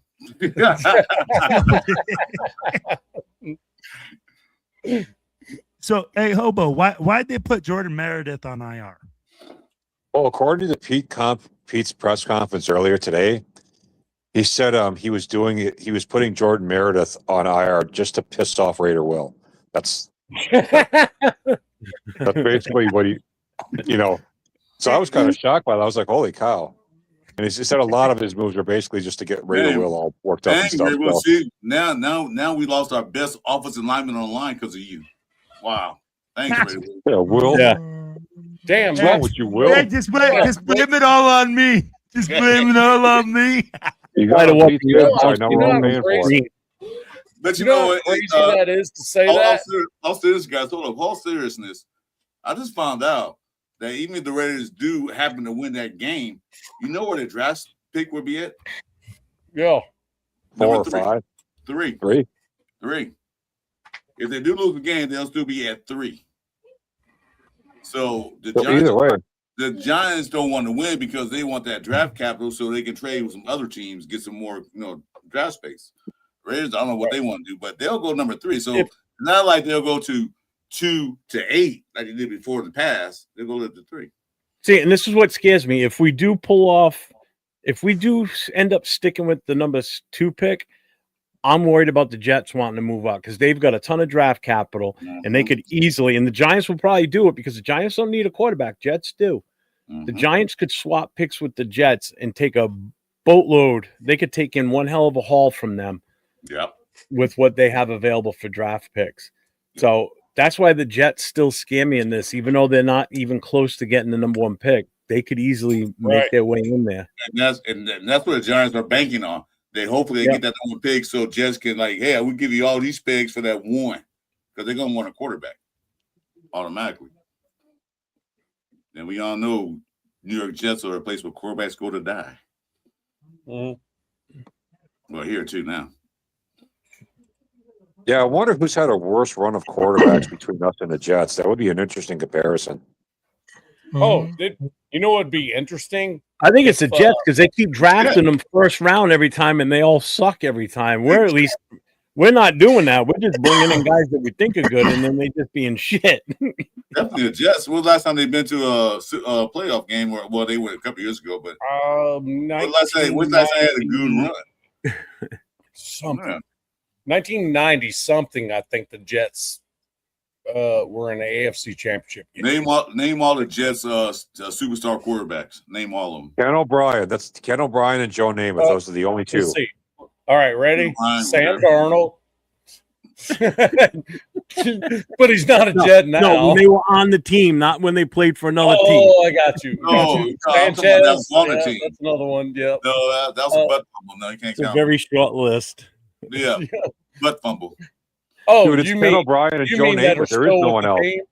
Ken That O'Brien, I stayed forgot with about the him. team Yeah, you're anymore? right. Yeah, I got you. Yeah. What was Hey. his name? Todd. Who? Who was the quarterback in the 80s? He came out the same time that the Patriots had Tony Eason. No, that Richard was You talking about like the mid '80s? Wasn't it Richard Todd? no. Are you talking about the mid '80s? And they had Rick Meyer at one point too. But see, there you So go. did we. Everybody had Rick Meyer just past Notre Dame. You proved my point right because you can't remember that guy's name. That's how bad it is. They got Ken O'Brien in '88, I believe. Yeah, Oh, Ken yeah, O'Brien. Yeah, but And they then, had a Todd too. Jason said Todd Blackledge. But That's that's the how- only. Todd Go ahead. I'm Blackwood, sorry. yep. Yeah, Todd How did Blackledge. Aaron Rodgers do there? He did okay, right? Who, Aaron Rodgers? Rodgers actually did play well in New York, believe it or not. He didn't That's do why too bad wherever- last year. His first year ended 3 plays in, and he snapped his Achilles, so that ended that. Right. No, true. But I He mean, still think had about 30 this. touchdowns and almost 4,000 yards. So Rodgers played well for I them. mean, you can't argue with it. Yeah, you can't argue with it. But As far as the Jets, Ken O'Brien and Joe Namath have been their only superstar quarterbacks ever. that have ever stayed with the team, yes, and did anything with.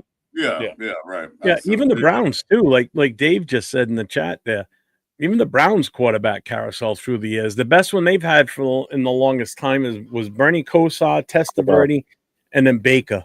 What Brian Snipe wasn't one too? He was there. Snipe. And Kosar is by far the best out of all of them. And he's You not mean even like that great. You Kosar remember Brian Snipe? He was a good quarterback, I think. Brian Sipe. Yeah, but he wasn't on Bernie Kosar level. I think that was, but I think that was almost the same time And as. they had Right, I forgot they had Neil O'Donnell too. That's right. That's God right, damn. he did. Neil O'Donnell. Same Neil O'Donnell that won an XFL championship too. Yeah, good job, buddy. So did Jim Kelly. That was USFL. The Lions USFL, had a really my horrible run of quarterbacks too before Stafford came along. Chad Pennington too. God damn. That's it, man. Chad Pennington. Damn, I forgot about that one. Good job on that one. You see Brandon I Mike, forgot all about him well too. done, sir. Well done. What's up, Yeah. Raider Kojo? Before Matthew Stafford came along, the Lions had like the worst drought of quarterbacks ever too. I mean, they had like 40, 50 years of awful quarterbacks pretty much. Rodney Well, King I mean, they had okay. the save all of all quarterbacks. They had the great Scott Mitchell that they got from Miami after he played that season for Marino, had a great year there, then went to Detroit and Yep. And that's the thing with Stafford. Nothing makes me happier than watching this dude freaking go through all the shit that he did with the Lions. Yeah. And he was still a That's badass sad. quarterback. He was He was still awesome. freaking throwing 4,000-yard seasons out there, and then goes to the Rams, finally gets him a Super Bowl, man. That was Francis. cool. That was Teams very that cool. tank. That only tells you one. That only tells you one thing. It's the quarterback, but it's also the organization and the pieces around him and the coaching Right. deals that make the Absolutely. quarterback. Because you can be a Just you can be a Brady shit, went to a the shit Jets, quarterback too. on one team, go another team, become a superstar. So Right. that's why I was like, I agree with Jeff. He said, okay, give him those, but who's going to be there to help him out? Are we got the Right. right staff in place? We got the right offensive line there? Yeah, Mendoza might be a Heisman Trophy. Come to the Raiders, he'll probably shit the bed because our coaching staff isn't up to par to develop him, getting the right pieces. That's what I agree with Jeff with. And So that's yeah, what Mendoza is a shiny new toy, but don't take that new toy and break it the first day of Christmas. That's what Raiders would do right now, unless they get everything, all that shit together first. Yeah, break it on the second day of Christmas. Yeah. Yeah. Yeah. So I mean, Jason Downs has a trivia question for everybody. How many Heisman winners played for the Raiders? Now, when you say played, were they drafted or just came here even though we didn't draft them? You gotta be specific. I have 13, I think is my number. 13.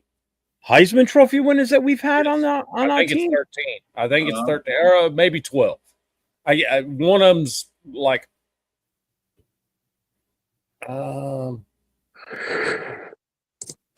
So he just said played. All right. So if we go by played, Played? played, Oh, dude. played for the Raiders.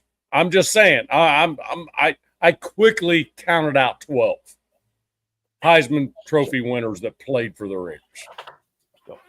I quickly counted 12. I could guess be 12 more. or 13 myself. I'm gonna go at 15. I think 15. I think 16. you guys are way off. I think you guys are wrong. I think like about 7 or 8. I don't think it's that many. No, I mean played for the Raiders. Played. Oh, Not just actually drafted. played. Played, not drafted, drafted. played. Played. Okay, okay. Oh, played would be Oh, like okay, 2 or just 3, played. probably. Shit, probably about 50. Timmy They ain't there Brown, now, so Timmy Brown, Bo, Marcus. Seawood are the ones that like stick as those dudes, right? Marcus Marcus Allen, right? Marcus Allen, was he a Heisman Trophy winner? Yeah. Okay, so that's 4 right there. Was And Bo? those are Oh, hold on a minute. I'm just trying to. Was Bo a Heisman Trophy winner? Yeah, I think Bo won the Heisman. Jim Plunkett. yeah, he did. Yeah. Jim Plunkett. Jim Plunkett. He won a Heisman. Tim Yep. Brown? That's Was five. it Tim Brown? We already I mean- did Tim Brown. I'm up to 6 already. But I mean, played for the Raiders at any given time. Yeah, Jim Plunkett. It's really tough to even try to Well, pull. they're all offense except for Woodson, so just start there. Well, I these mean, defense guys don't win He's the Heisman. only defensive player. Yeah. These defense guys don't win Heisman's. It's always the offense guys. Usually. Desmond Howard. Desmond Howard. Desmond Howard. Yeah, he was a Heisman so Trophy. GFAM it says it's 7. Billy Cannon. Wow. I said about 7 or 8. Jim Plunkett, Marcus, Mhm. Bo, Tim, and Charles. Well, how about But Tim Desmond Brown did Howard? win the Heisman. Huh? Desmond Howard won the Heisman too. Yeah. Tim Brown won the Yeah, Heisman. he I was played right about for that. us. Exactly. Yeah, So he did. that's He won 8 right there. Yeah, I said 7 or 8. I mean, it's a really hard question right there. If you were to say how many Heisman Trophy winners we drafted, you know what I mean, or something like that, because that's hard. Because this dude, all he got to do is show up one day Yeah. with the shield. You know what I'm saying? Well, I know we drafted 2, Tim Brown and Marcus Allen. We drafted those guys, but Yeah. other than that, I don't know, because Plunkett was Heisman Trophy, but we got him from New England. Well, and Bo too, Bo as well. Yes, yeah.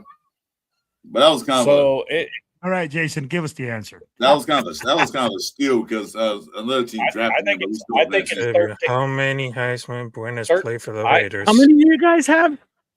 I think it's 13 total. No. I will say Uh, 7. I will say 7. No, And that's Raph is already right. It that's is- already it is busted. 7. You guys Hey, forgot. You guys forgot a couple. I'll call you. Well, you can count raise- 2. I'll call you and raise you 1 on that. I said 8. So when we say, Oh. so we're just going to say they were on the roster. It Okay. just said played for the Raiders. Okay. So Carson Palmer, everybody forgot about him. Yeah. Yeah. Ooh, That's another right. one. Yep. Yep. I wasn't gonna say Two it, more. Jeff. Okay, hold on. Last thing we talk. Go ahead. There's 2 more. Yeah. Rashawn Salam Mm-hmm. What? and Andre Ware. Andre Ware Yep. played for Raiders. And Yep. and I They, got they never played in the regular season, but they were Oh. in training camp. They were on practice squads, but never actually got into a game. But they were one on more. One more. That's There's my one tough more. question. There's one more. Matt Leinart. Matt Yes. Leinart played 2 games. Yep. with the Matt Raiders. Leinart also took a snap. Yep. Who Thanks, Jay. drafted Andre Ware? I think we're like at 10 or something like that now, right? We're like at 10 or something. Yeah, So- like 10 and 12. Yeah. Yeah. Yeah, it's 10. 10. Guys, who drafted Andre Ware? I think it was the Packers. Mariota won a Heisman, did he? Mariota won a Heisman, right? No. Did who? Mariota. He didn't win a Heisman, did he? No. Yeah, he was runner-up, I think. Guys, who Well, drafted Andre Ware? Chris, Mariota won in 2014. He did win. Oh, He okay. did win. Yeah. Okay, well, there you I thought go. he was won 1 year. Okay. There's So it's 11. 9. That's another one. So it's actually 9 then. No. I We're got at 10. 11. I got That's 10 11. with Leonard. I got 10 with Leonard. I got We're at 11 with 11 this Okay, one. 9, 10. It's 11 with Ware and Rashawn Salam. Right. Yeah. Yeah. No, I was off. See, So Rumpy, the full list is Billy Cannon, 1959 Heisman winner. Jim Plunkett won it, but was drafted by the Patriots. Marcus Allen drafted by us, 81. Bo Jackson, 85 Heisman Trophy winner, but he didn't come to us until 87. Tim Brown, 1987 winner. Desmond Howard, 1991 winner. Charles Woodson, 97 winner. Carson Palmer, 2002 Heisman winner, but was drafted by Cincinnati. Matt Leinart, 2004 Heisman Trophy winner, played briefly with us. And then the two, Andre Ware, 1994 Heisman, and Rashawn Salam, 1999 Heisman, were with the Raiders briefly in the offseason or camp, but didn't make the regular season roster or play in games. So they're not counted as rostered players, but they were still within the organization. So it is a total of 11 in total, but 9 that actually saw the field. All right. So That's pretty 11. cool. 11. Yeah. 11. That's. I mean, I threw out That's two an ace. that I totally forgot about Ware, man. I just threw out 2 that I thought were Heisman Trophy winners, and then after I did that, I went, nope, they didn't win the Heisman. Yeah, Frank. At one time we had 1, 2, 3. We had 3 players on the roster together. Yes, that were Heisman Trophy winners. Yes, and that was Marcus Allen, Bo Jackson, and Tim Brown. All 3 were on the roster together. Yep, that's a fact.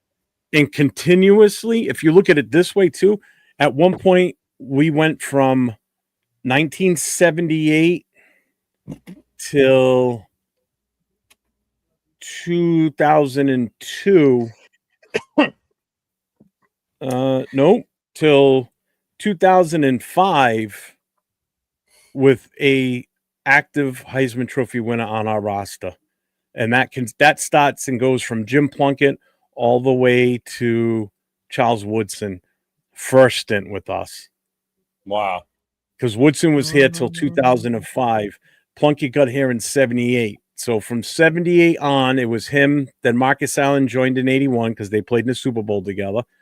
Bo Jackson showed up in 85. Marcus was still here.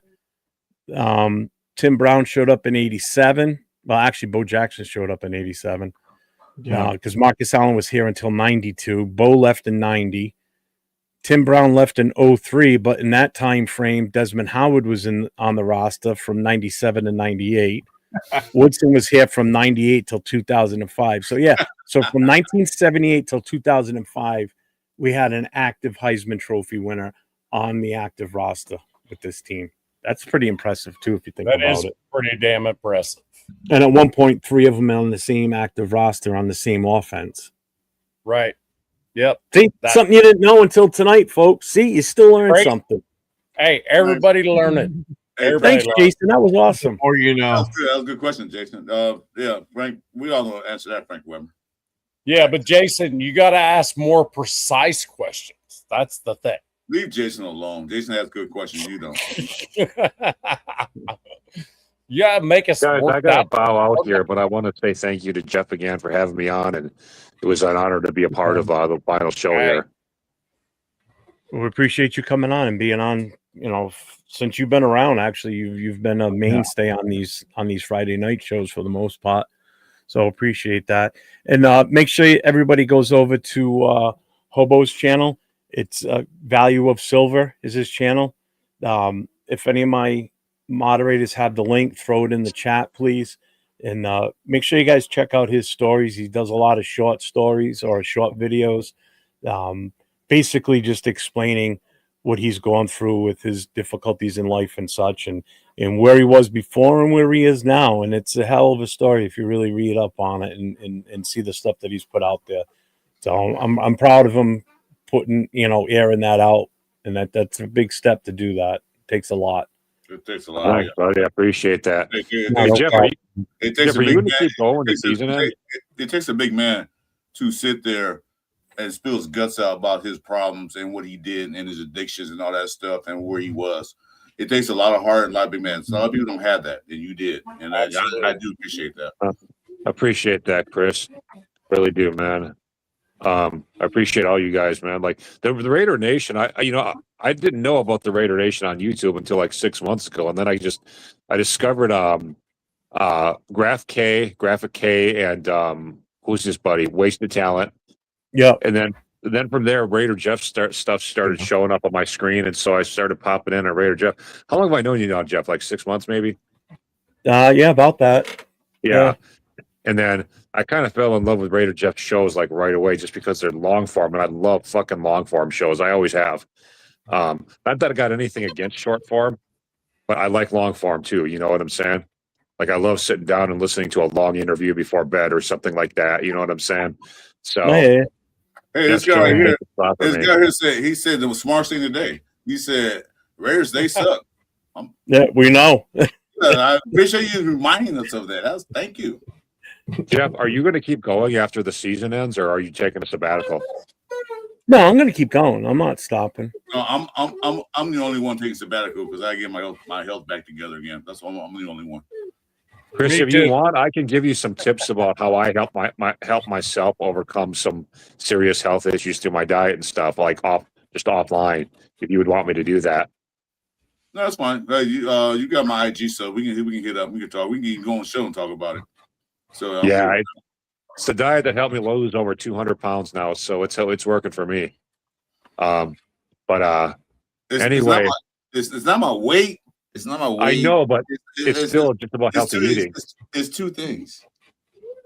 It's the blood pressure and the fucking Raiders, man. Give me yeah. Well, I mean, not for nothing. That is self-inflicted, so that's your own doing. Insurance companies are going to start adding Raider disclaimers to their contract, bro. Yeah, my G man, hit me up. We can talk. We can do some things, man. I'm cool with that. Hey, before I go, I'm going to tell you guys what happened to me this weekend. Jeff already knows. You guys want to hear how I got in a crash like this weekend? Yeah. Or a few days ago? So, absolutely. I'm from Milwaukee, but I live in Iowa now, and Iowa has some of the slowest drivers in the country, right? And sometimes I get a little pissed off. So I'm coming out of Fort Dodge, Iowa, right? And there's a guy ahead of me, and of course he's doing 45 and a 55. And I'm just not in the mood for it today, so I get on him a little bit. So he tries brake checking me a couple times, whatever. I get on him a little bit, not right on his bumper, but within a couple car lengths, right? I see, Martinez. I see that. And anyway, you know how people brake check people? Well, he decided to come to a complete and full fucking stop in the middle of the highway, and so I ran into him. Now, the good news is that when the cops got there, he admitted it. He flat out told the cops, "Yeah, I came to a complete stop on the highway, and I did so because I was pissed off at the guy behind me." So his insurance is covering all my damage, just off that admission.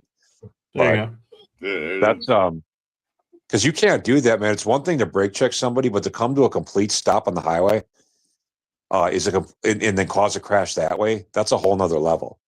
Oh God, yeah. That's a whole nother level of stupid.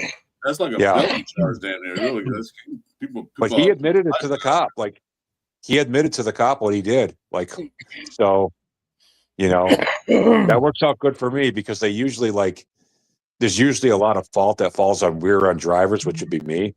But in this case, he's just like, yeah, I stopped in the middle of the highway. So it's going to be on him. But anyway, I am not hurt. I just got some front-end damage or whatever, but mostly cosmetic. It didn't hurt my radiator or nothing. My radiator is completely exposed right now, though, so that's the only thing. Oh, yeah, you take a good rock to the front of that, you can kiss that thing goodbye. Yeah, but the radiator itself is doing well. Get behind the big rigs, the dump trucks. a grown man's car, man, that gets bashed and beat up, man, it hurts. I don't care what you say, it hurts. Yeah, I know. I had vehicles all my life. Never got to an accident. I got one scratch on one of my favorite cars. Man, I didn't have a heart attack. Like, God damn it, who scratched my car? So yeah, dude, I don't know who teaches these Iowans how to drive. Everything they do is slow as hell. When the light turns green, they just sit there for 5 more seconds. Fucking, they take forever to make a turn, dude. They can create a long line of traffic at 4 ways, even when there's no cross traffic. I mean, they're fucking slow about everything. I know it is. It's the people who came past the California driver's license test moved to Iowa. That's what it is. It must be because everybody here drives like they just got their license 2 weeks ago, and they're still kind of scared to be on the road. Oh, and they merge slowly too. That pisses me off so bad. They merge at like 40 miles an hour on 70-mile-per-hour freeways. Hobo's like, fuck that shit. We're going 90. He's dude, like, you could kill like 50 people doing that. If they do 110, like if you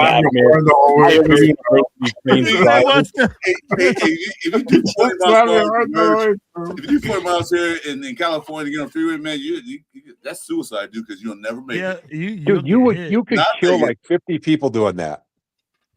So merging into freeway traffic doing 40. To kind of answer your question about if I'm still going to continue on after this show with other stuff that I've got planned. Right. But this is the last regular scheduled show that we do on a Friday night, the mic drop. Yeah. Doesn't mean we couldn't do one another month or two from now. Is just like it could be a Saturday night thing just out of nowhere. I get in touch with Chris and he's like, yeah, let's do one tonight.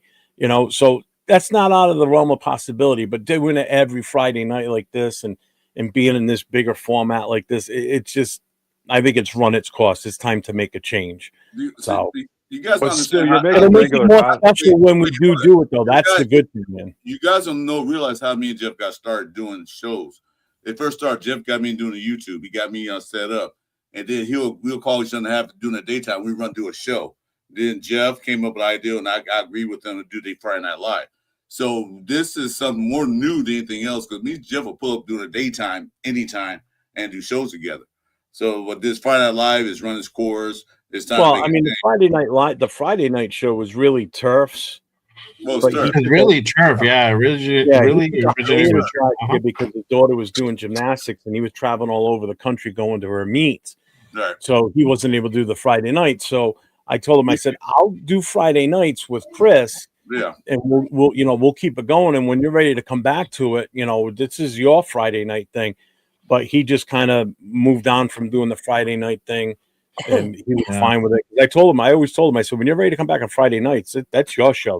That was always your thing, So that's where I kind of got the start with actually getting on camera. Was the first show I ever joined. Chris was on there as a pull up, just like some of you guys are in here tonight. And then I jumped in. And remember Larry? Larry used to be on all the time with us too on Friday nights. I haven't seen him since last year sometime. So that's where I got started with getting on a live show. That was kind of what, finally got me bit by the bug of getting on a live show. Yeah. So, but yeah, this was always Turf's thing. I'm gonna share my favorite Friday Night Live moment. Oh. And do you remember when we did the 9-hour show? Oh yeah. Yeah. And this is the funny part is by like the seventh and eighth hour, we just ran out of shit to talk about. We started going to conspiracy theories, and we started getting all these weird people just pull up on our chat and just like start to like way the fuck out of like the blue type like conversations. We're just like, okay, well, fuck it, we have nothing else to talk about. That is the life of content creation, dude. It's kind of like Jay. We have many marathon shows, man. 8-hour shows, 7-hour shows. Brennan was there. He remembers it. There was we had a lot of people in that chat that night too, and they on that whole time. Actually, some went to bed, woke up, and we were still on. And Yeah. I woke up and I saw you had done like 9.5 hours. I was like, what in the world did he do? And it actually, and that wasn't the only long ass show we've done. We've done a couple 9-hour. No, I think we did 2 9 hours, and then we've done some 7s and some like 8-hour show. Oh yeah, we had some bangers. Seriously. Yeah, because as soon as Jeff is calling, they're about to call it, as soon as another guy pop in, like Grape, for instance, we also call Jeff show had, like, pop in the last minute, the show go from 4 to 8 hours in a heartbeat. Yep. There's been a few times where Gravy's popped in just as we're getting ready to call it a night, and he wants to talk football. Well, that just extended another 3 hours to our time. It's like, damn. You know? But again, it's not like we were just sitting here staring at each other. I mean, we were talking the whole time, 9 hours. It's 4 a.m, actually 5 a.m, and we were still on. It's like, God, I gotta call it quits at some point. I'm on. It's late when you see me put my headphones on. It's late because I can't have it just playing off the speaker on my laptop at that point because everybody in the house is asleep at that point. So I got to put the headset on and I talk a little bit. How much Dunkin's coffee did you have that night, Jeff? Not enough. It's never enough. He was fading by the 9th hour. It was just like, that's what I got left right now. But I still have 2. I got 2 in the fridge. You see his face like he ran. He's like, he's pushing it. We're like, he ran Dunkin's out of coffee that night, man. Dave, real quick, the other night on one of the shows, I gave the guy Christmas Eve. I did a show Christmas Eve for about an hour and a half. I dropped the rough draft that you would put together for that video, so everybody kind of got a taste. So it's next Friday is when that video is going to play. I may play it tonight. I don't know. I could play it as a special later, maybe. But Jeff, again, you've got a lot of off-season plans. Huh? You got a lot of off-season content plans. Well, yeah, we got so much crap that's going to go on with this team. Awesome. All right, guys, I'm going to bow. Thanks for chatting me up, everybody. Chris, I'm thinking of you. No problem, man. Obo, brother, it's a pleasure meeting you, man. Yeah, you as well. Tell you what, brother, we'll talk. All right. All right, man. That sounds good, man. Hey, I wanted to tell Jay Raider, so your shows have been pretty good lately too, brother. I haven't said much, but I've been watching. Thank you, man. Hey, appreciate it, man. What's up, Will? Obo. Your shows have absolutely sucked. No, I'm just kidding. Thank you, brother. I appreciate you, big dog. Will is Will. Hey, I don't give a fuck. I'm blind. All right, guys, I'm gonna bow here. Salute, Obo. Much love to you, my brother. Give me up, dude. Oh man, I will tell you what. The longest show that I did was like I barely even knew what YouTube was doing. I was just like, I'm gonna go live. We'll have freaking Blue and freaking Sacktown Raider Mike. They're in Bakersfield. We did that Bakersfield thing, right? It was like 11 and a half hours, the entire video. It was crazy because I'm like, oh, I can do that. I can link into your stuff. Just give me your number, blah, blah, blah. And then what it was, and next thing I know, I have like a live feed of everybody walking around 805, Sacktown, Kenna, freaking Blue. Everybody's just walking around doing their thing. I was there, but you edited me out to get out the scene, so I'm cool. Yeah. It was a Toucan crew. Toucan crew was hanging out with each other. So Dave wants me to play it. Do it, dude. That'd be cool. I'm loading it up right now. I didn't have it in this chat in this media asset. Oh, I got you. Okay. I'm loading it right now. Yeah, it sucks. It's kind of like, I hate to ad lib in the middle of a show, but just give me a minute. It's loading up. I mean, I think pretty much everybody in here can tell you how difficult it can be. What part of the country? I forgot. Will? Me? Colorado. Yeah. Okay. All right. Hey, Will, you got my contact info, right? No, I don't, brother. I don't. Hey, at 93 Nav Man on pretty much everything. Well, I got you. It's brother. 93 Navman at OF.com. Come on, bro. Hey, now you got. Hey, I'm gonna put it like this: you guys really wanted to know what Chris and Just to Jeff give, are just to doing. give you an idea, he lives Hey, on a- nice Will. just to Hey, give you an Will, idea, he lives on DL, Will, keep on DL. he lives on a goat farm. for a whole $2.99, y'all can hook up to Raider Jeff and Chris. Hey, Only hey, I got it for $1.99, bro. $1.99. We got All right, the I'm gonna. All right, it's loaded up. I'm gonna play it. You guys ready? And plus, you get the other video half price. So there you go. Right. All right, so I'm gonna play this. This is the rough copy. It's not complete, but the good one, the full one, should be up and ready by next Friday night. So here we go. Cool.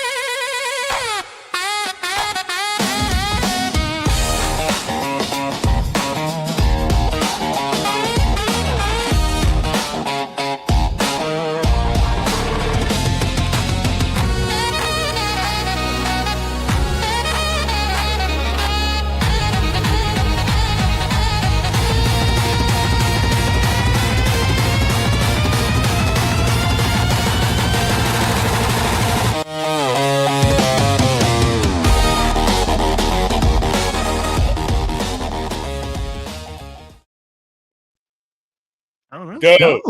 Come on, man. That is good, bro.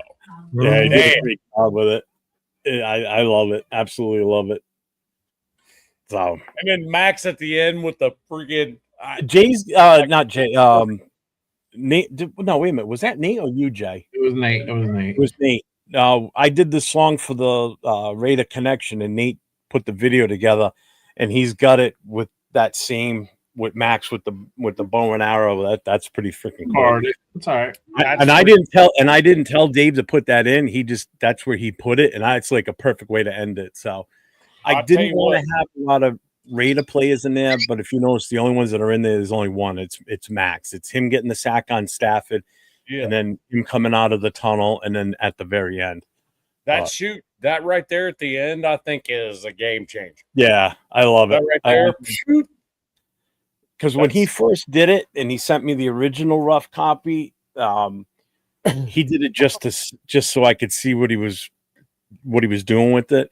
It had still like the CBS logos at the bottom, and then him and I talked, and he went back and he started removing some of those from the clips that he got. So he's got some final little touches that needs to do with it, but yeah, and and you're right, Martinez. That's exactly the look I wanted. I wanted it to be sort of like you would see like a hype video, before a game starts or whatever type shit. And that's you can't show that NFL, Fox, and CBS logos in your thing, right? Because they will take it down, right? Yeah. Yeah, that was rough cut, right? Yeah, that's what I said. That's just a rough cut. So that's it. Yeah, you put that up, they're gonna take it down. Like you can use it. Yeah, exactly. I saw some cuts on there that actually like where a little bit of sound came off, just a little. You know what I mean? And it was obvious that something was cut out of the bottom right-hand corner of the video. You know what I mean?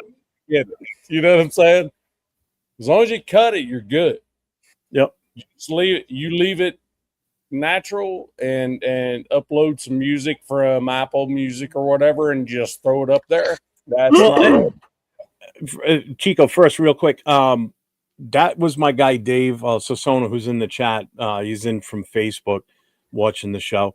He did the video. The only thing I did with that was I gave him an idea that I had plus his idea. I mean, this is what he does. So He's very cool. I did the only contribution I have to that video is the music. I did the music.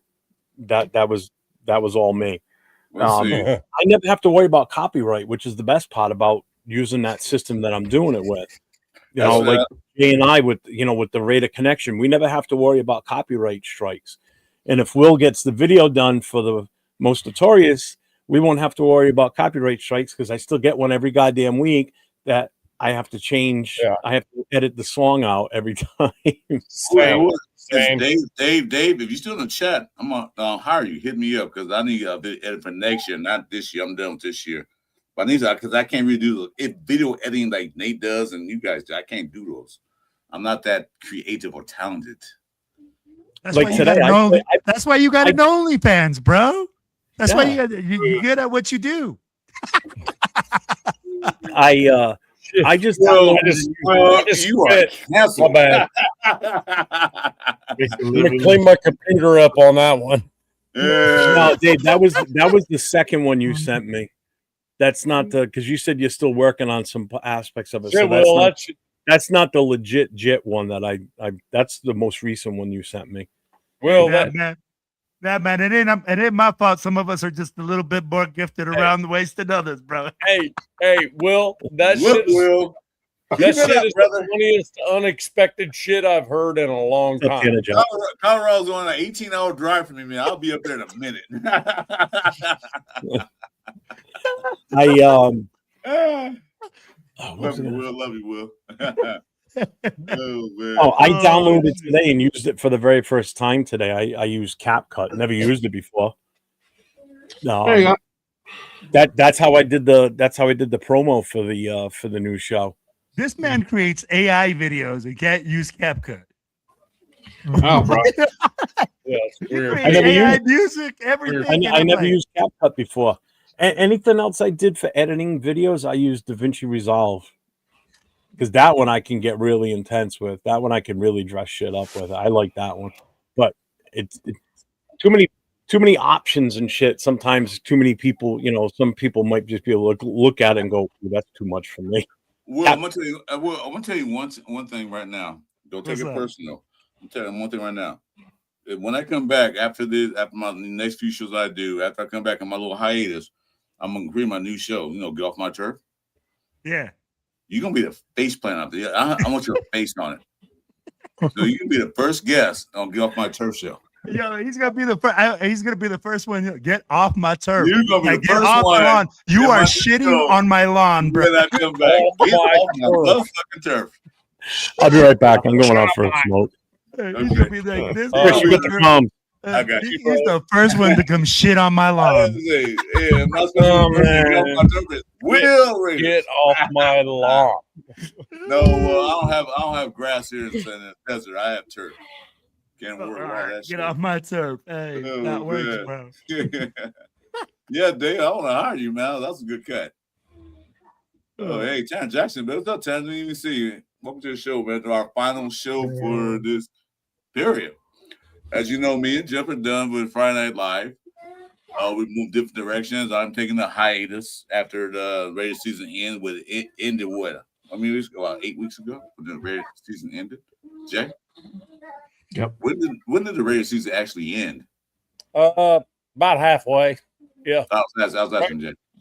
Week 3. Week 2. If you count that week game 2. Honestly, week 2, bro. Right after Boston, we pretty much packed it up. That looked pretty awful, dog. I'll do that. I'll do my money back. I have to agree with you, Will. I mean, week 2, I was like, wait, we look real damn good week 1. You know what I mean? I'm like, damn. That's just mean, dude. That's just mean. No, but you know what I'm saying? It was like, I know, it's mean as hell. I was like, damn, wait, this fucking dude Gino that none of us really were like, we were all like, don't know. Comes in. I He had like three. He had like 365, 3 touchdowns, maybe 4. The whole team, I don't know. That man, the whole team, bro. I was like, it's like damn. Hey, then week 2, the whole team forgot to get on the train. Yeah, but you got to look at get back on the train. His first game we played the Patriots. He had a couple of good passes. He wasn't really that great, but I was happy compared to what we had. I was happy we got something we had. Absolutely, I agree with you, Chris. But the thing about it was like that he was the number 1 quarterback in the NFL after week 1, Geno Smith. That's the crazy thing. And then week 2 happens, and it's like, wait, where in the hell did all this shit go? You know what I mean? We didn't lose much. You know what I mean? It's like, damn, how do we get this bad for this long? We got predictable. Time, we got right. You know what I mean? We didn't change anything. But we kept trying to do the same thing we did in week 1 and week 2. Will, I'm with you, but I'm just like, that's exactly what I'm trying to tell you. It's like, dude, you went out and surprised. You went out and surprised the team. We talk about that. Now let's go out and surprise more teams. Like, keep surprising them. Let's not make it the same thing every week.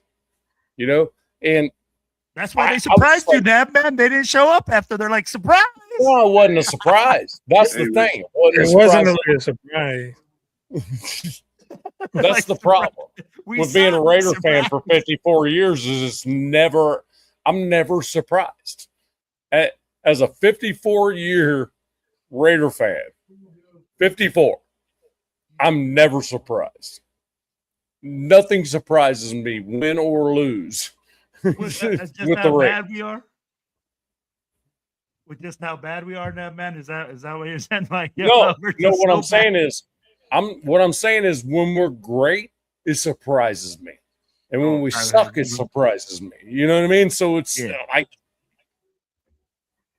it's just the suck's gone on too long. So it's not. You know what? G-Fan, we didn't lose Brock Bowers. They're shutting him down because he does have minor injuries. And Max. We finish that, man. They shut him down. He has his aching injury. So the purpose is, why play the best player we have on offense in a meaningless game the last 2 games? Why sacrifice him where he can get hurt and then he's done for 6, 7, 8 months? No, put him down. I said this on my show the other night, Wednesday, and that man was there. I said the thing. I tell you what they need to do. They need to go ahead and just clear out the practice squad. Like, every practice squad, play in these last 2 games. Might as well see what you got. You know, Cedar Jackson's going to play this weekend. Good. He's been playing all year. You got fewer players. Put them out there. See what we got. That was my thing. We're not winning anything. What we're gonna win? The worst team in NFL history? Yeah, we're gonna win that title. Shit, damn sure we are.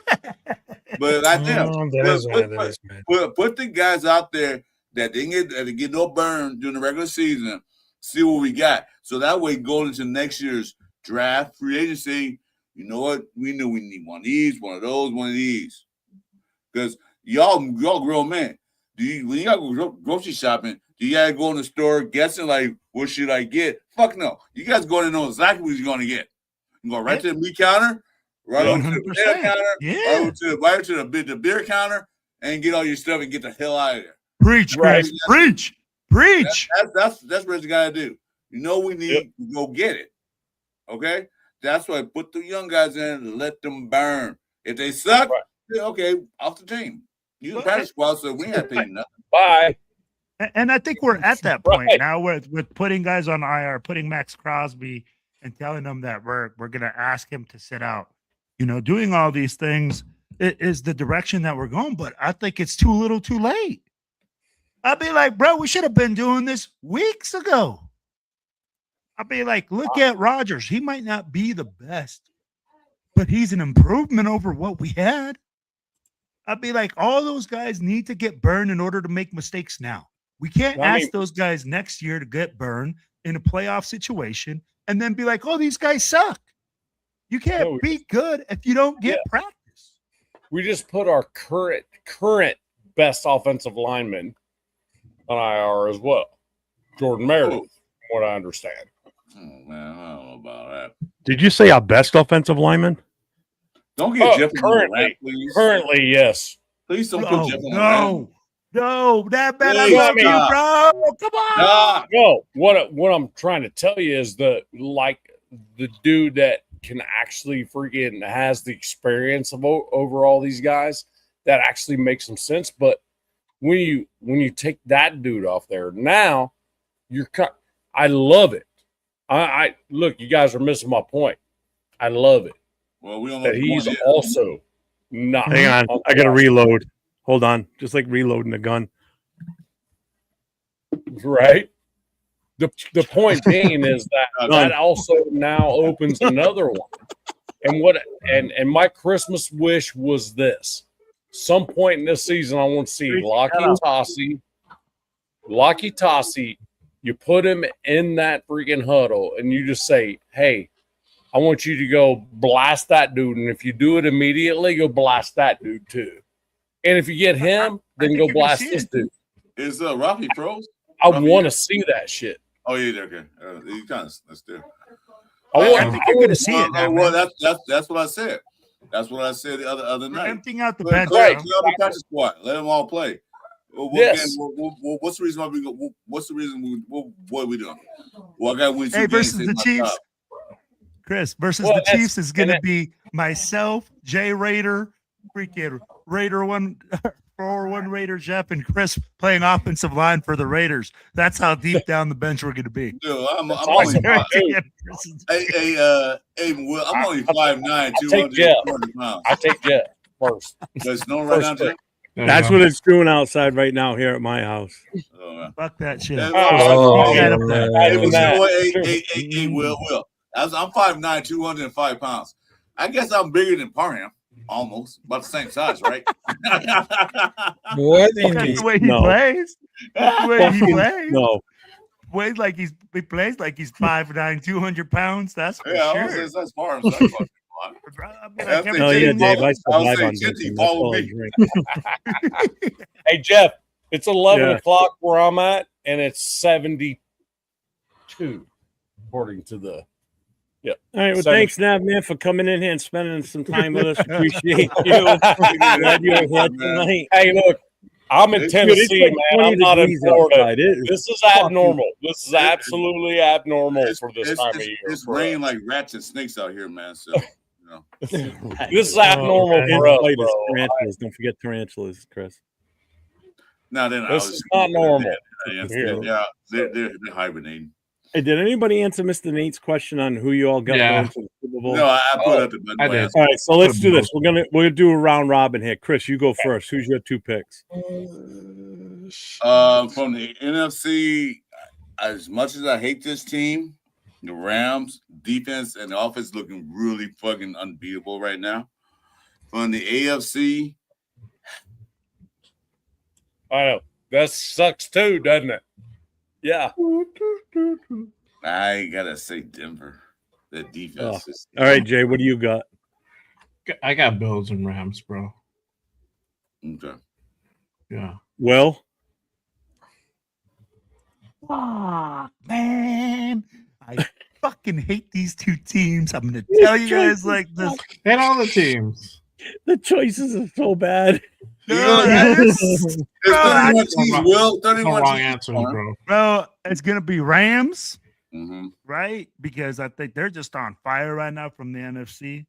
Mm-hmm. And bro, I hate this because I live in the state. Say it. And then I gotta be like, I hate these dudes, bro. Say it. Like with a passion. Say it. No, bro, I can't even say their names, bro. Do you agree with the orange creamsicles or whatever the fuck they're like the cream. so they're like a blue wave or whatever they call You themselves. agree with So, I said? so you got the Rams. You got the Rams and the Broncos. Yeah, that guys, those guys. Yeah, fuck that. All right, Nav, who you got? Rams. It's so hard. Rams on the NFC for sure. Okay. I just think that's the best quarterback in the entire NFC. So Okay, who's the second team? Toilet bowl. Broncos have Broncos proved Sunday. Broncos have proved to be the Chiefs of last year. They may make it over there. So you're saying Rams and Broncos also? I don't think so. I'm gonna go on a tangent. Oh, And there you the Chargers are the AFC representatives going into that Super Oh. All right. Chargers. Oh, All right, Rafa, who you got? Who's your AFC and NFC representative in the Super Bowl? Who are you picking? Who do you think's going to make it? Okay, for the National Football Conference, I'll choose Chicago Bears. Ooh. And then for the AFC West, as much that I hate Chargers. don't you be cussing at me like that, bro? Don't you be bringing that garbage 0 rings into this house, Wow. bro? We take the garbage outside. They got robot fans. Come So, on. Broncos. Hey, go home. So, Jeff, who you got? So my choice, not who I think is going to make it. The Bears, actually, I wasn't even thinking them. That's a good one, Raph. Man, I gotta go. I've been saying the Rams. I gotta stick with the Rams. I think it's the Rams. And God help me for the name I'm just gonna think right now. No, don't do it. Don't do it. No, please. Don't do it on our final show. It's our final show. Just say it's the team. Just say it's the team that's closest to where I live. No. You mean 20 miles that way? Yeah. Don't do Are it, you Jeff. saying Patty, huh? This is our last Friday Night Live, man. Don't spoil it, dude. Don't do it. You know what? If you say it, it might spoil their chances. It could. There you go. Like a reverse. I don't have that kind of luck. Nah. Just out of spite, I'm gonna say the Bills. Because I can't say the other team. I just can't say that. I'm with you. So practically everybody here except for Rafi said No, it's like dry powdery stuff. right? Here Yeah, said the Rams except for Rafi on the NFC side. I think Rams is all the way around except for Jay. I think. No, Jay said the Rams. Oh, did he? Yeah. Rafa, Did any of us say 49ers? No, I think No. yeah. No. I gotta say it. Maybe the I think 49ers. we all think Rams. Wait, hold on. in the After that, let me say this. Jeff, I gotta say because my wife might be watching the show too sometime. Maybe the 49ers. What the fuck? He's saying it under duress. No. For his So safety. Ricky Richey says Denver's getting knocked out in the second round. Hey, you know what? I Dave, can see Dave that. says Raiders Cardinals. No. Mr. Nate says Chargers 49. Oh, he's a What the- Chargers fan. That's why. Bill M. What's up, Bill M? Patriots versus 49ers, he's saying. Tyler, no, this isn't. This is this show's final night, the Friday night mic drop. I'm not going anywhere. I'll be here. Dave's actually saying Chargers Bucks. Ooh, Bucks. That's a. We still don't know who's going to win the division. That's down between them and Carolina. Carolina's right now in front, so it might not Hey, be- what would the Vegas odds on that though? Would be just 5,001. freaking ridiculous. 5,000. Yeah, Right. Oh, yeah. So Tyler does say Bills Rams. He says, as a Chargers fan, I was rooting for you guys the other day. As long as the Chiefs don't go, we're good. Oh, they're thank God Chiefs they're have a out of losing it. season this year. They have a losing season. Yeah. G Fam is saying Rams and Bills get their first Super Bowl. There you Call them the tuck rulers. The tuck rule. Fuck the whiners. Fam, love you, but you no. Bucks are getting dog walked. Yeah. I mean, that talk about a division that nobody wants to win. Jesus Christ. Wouldn't that be crazy? Yeah, if Carolina goes to the championship game?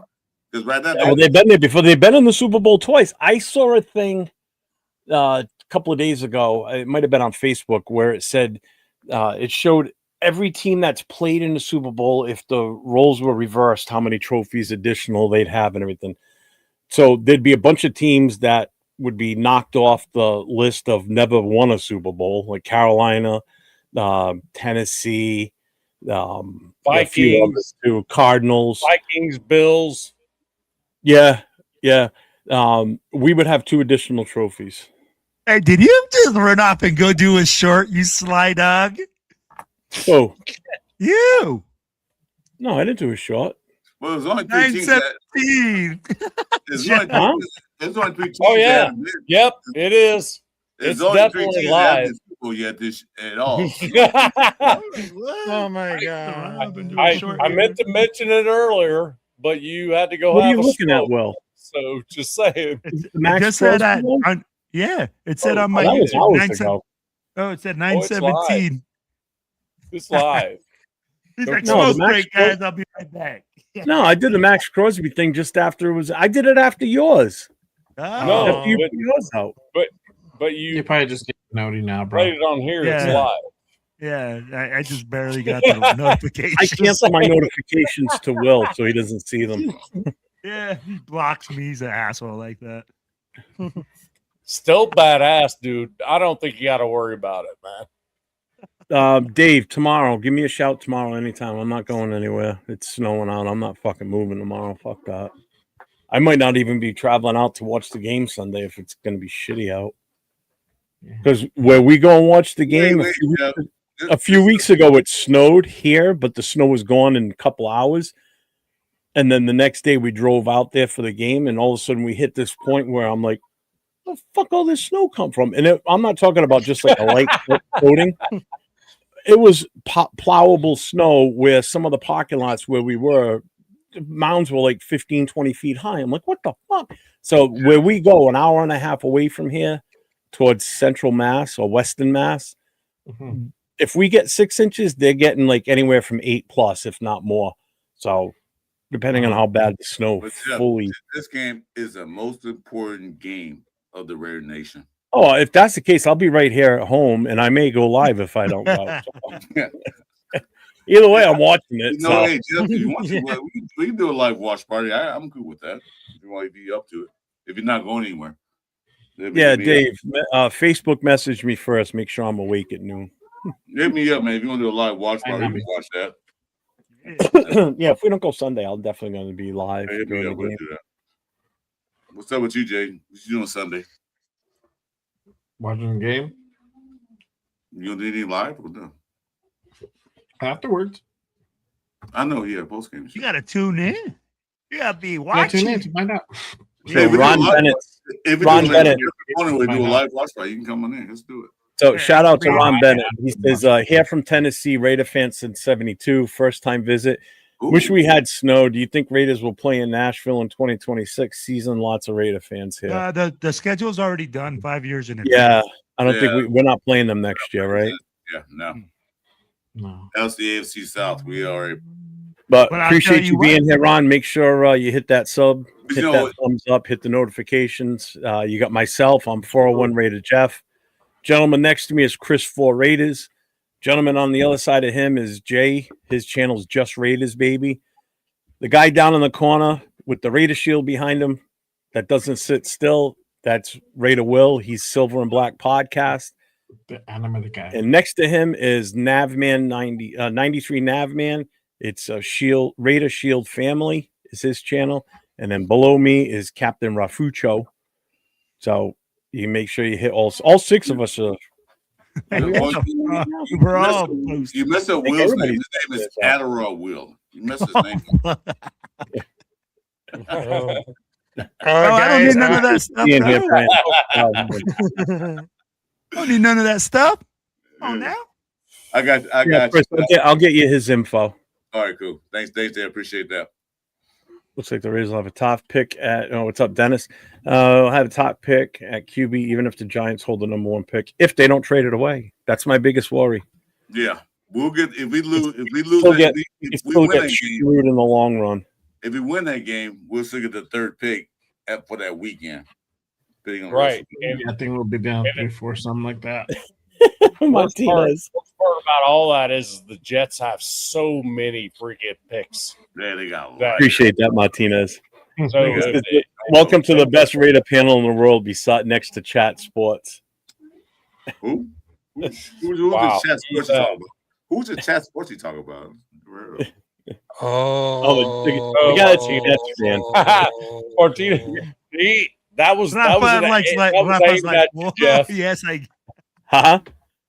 That was aimed at He's like, you, Jeff. whoa. No doubt.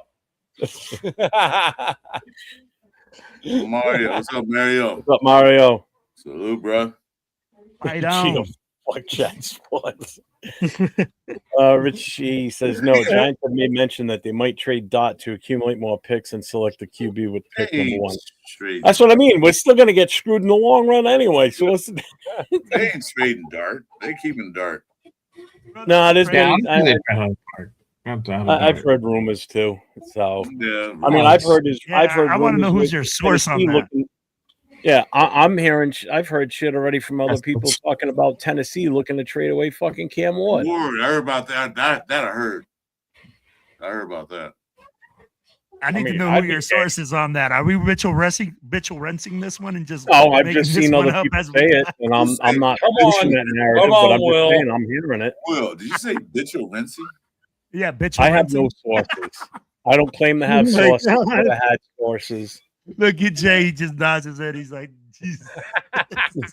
Never getting him on the show. See, that's why he picked me off. I told you, Jeff. He's like, Jesus, this guy says some outlandish shit. Just keep him off. Out to me. That's because Mitchell Renzi saw like a 1950 news report. That's why Jeff don't like him. And that's the thing, Raven News. We got a rumor report that you get. See, Jeff hate that. Oh my god. Oh, man. Hey y'all. Hey, I appreciate you having me on. Hey, I got to bail.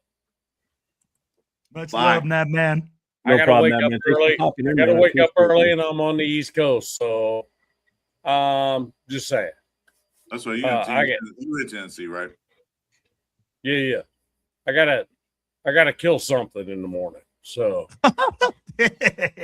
Rafa, stop running. no, it's it is not a human. I promise. I promise. I'm on my best behavior. That's what they always say. I watch Hunger Games. Four legs. I promise. You must get around 4 legs too now. I mean, no arms, just legs. No arms. I still don't trust them. I promise you. I I promise. gotta watch my back. You said you still. What am I hearing a squeak from? Who's got a bird or a rat sitting there or something? That's my boy over there making noise. Hey man, you doing that? Oh shit! I'm sorry. I didn't mean to call him a rat or a bird. Like a fucking bird, bro. Hey, appreciate It y'all. sounds like a squeaking bird. I told you the night. Sorry, Jay. I mean that. What's that now? Never told you me up. I want to talk to you about something coming up. Yeah, for sure. Absolutely. All right, brother. What's up, Wesley Talent? What's up, my guy? Welcome. You said go sleep, old man. Hey, Wasted Talent. What's up, Wasted? Now I feel like shit because I just said that. Now you're making me feel bad. You could have told me, "Oh, we got a parakeet in the house." Yeah, bro. The kid fucking does that all fucking day, bro. Hey, my boy Wasted Talent's in the building, man. What's up, Wasted? What's up, Wasted? What's going on? Salute, baby. What's up, little brother? I'll get super chat. There you go. Super chat from my man, Wasted Talent. $4.99 shout out, man. I appreciate you. I was watching him in Graph earlier, and they had some good takes on the shit that's going on, and I agree with him on the whole Max thing. That's where I started talking about tonight. It's like people reading too much into the whole Max storming out of the building. I mean, it's like But the question is, did he storm out the building or just walked out the building? I mean, like, he just I'm sure he just grabbed he his was stuff pissed. and went home. That's Oh, yeah, it. he I'm was sure he mad. was Oh my pissed. I mean, God. I would be Yeah. too. I mean, you gotta remember the type of guy Max is. You know, he's Competitor. a 100% competitor. He's got that beast in him. He doesn't want to be sat down for any reason. If he thinks he's healthy enough to play, he wants to play. I don't blame him. You know, Right. so his storming out is probably he just pushed the door open a little aggressively, and some beat writers out there, he stormed out of the building. You know how they overreact on stupid shit, man. I mean, it's the media. What do you expect? They're gonna make it up, so it's clickbait bullshit, is what it really comes down to. Yeah. You know, Yeah. look, it's got us talking about it. It's got other shows talking about it. It's got people dropping shorts like crazy on it on YouTube, saying, "Oh, he stormed out. He's mad. He's pissed off. You got people saying he wants to be traded." It's like, get the hell out of here. Yeah, He got sat that's down what for I was health reading reasons. earlier. While I was sitting there looking at it, I was reading all this shit that people talking about. Like, what the hell? He didn't say Yeah. anything about I won't be traded. He didn't say nothing like that. He just Nothing. pissed off that Correct. Max is a competitor, a What's football, up, new he's a doctor? football Welcome, player. He loves the game. He's one of the few players in the whole in the world that loves playing the sport they love to play. Well, and that's just it. You, Like 100%. like you said, Yep. Michael G has tattooed Michael Jordan and then Kobe Bryant.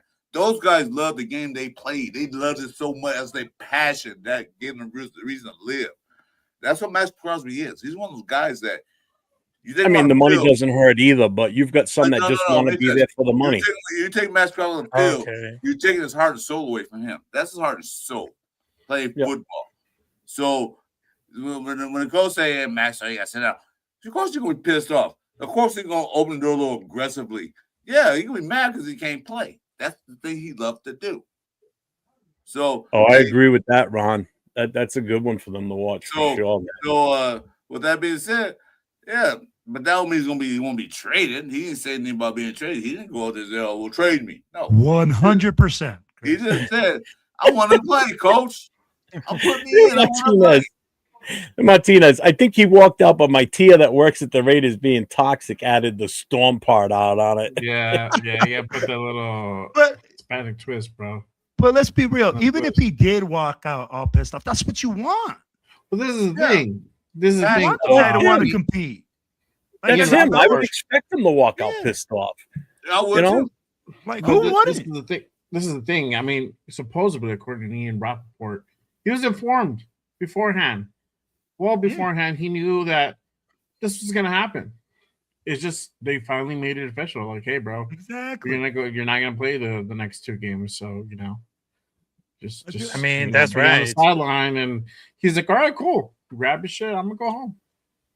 I'll spend time with the family. New toxic. When are we going to win the Super Bowl? Hopefully before I'm dead. I mean, it's been 40 years. I ain't waiting another 40. I can't. I won't be there. Gray hair. Yeah. Gray hair. I'm Another up in the 40. years. I'm a little long in the tooth now. So You going I ain't to? got 40 more. I'm the oldest man on the Hell panel. no. I'm the oldest man on the panel. I know I'm be in 40 years. So, hey. You're going to Oh, 40 man. years. Yeah, you old fart. Yep. I'm old. See, I can call you an old fart. You got me by a few years. I'm 7 to be exact.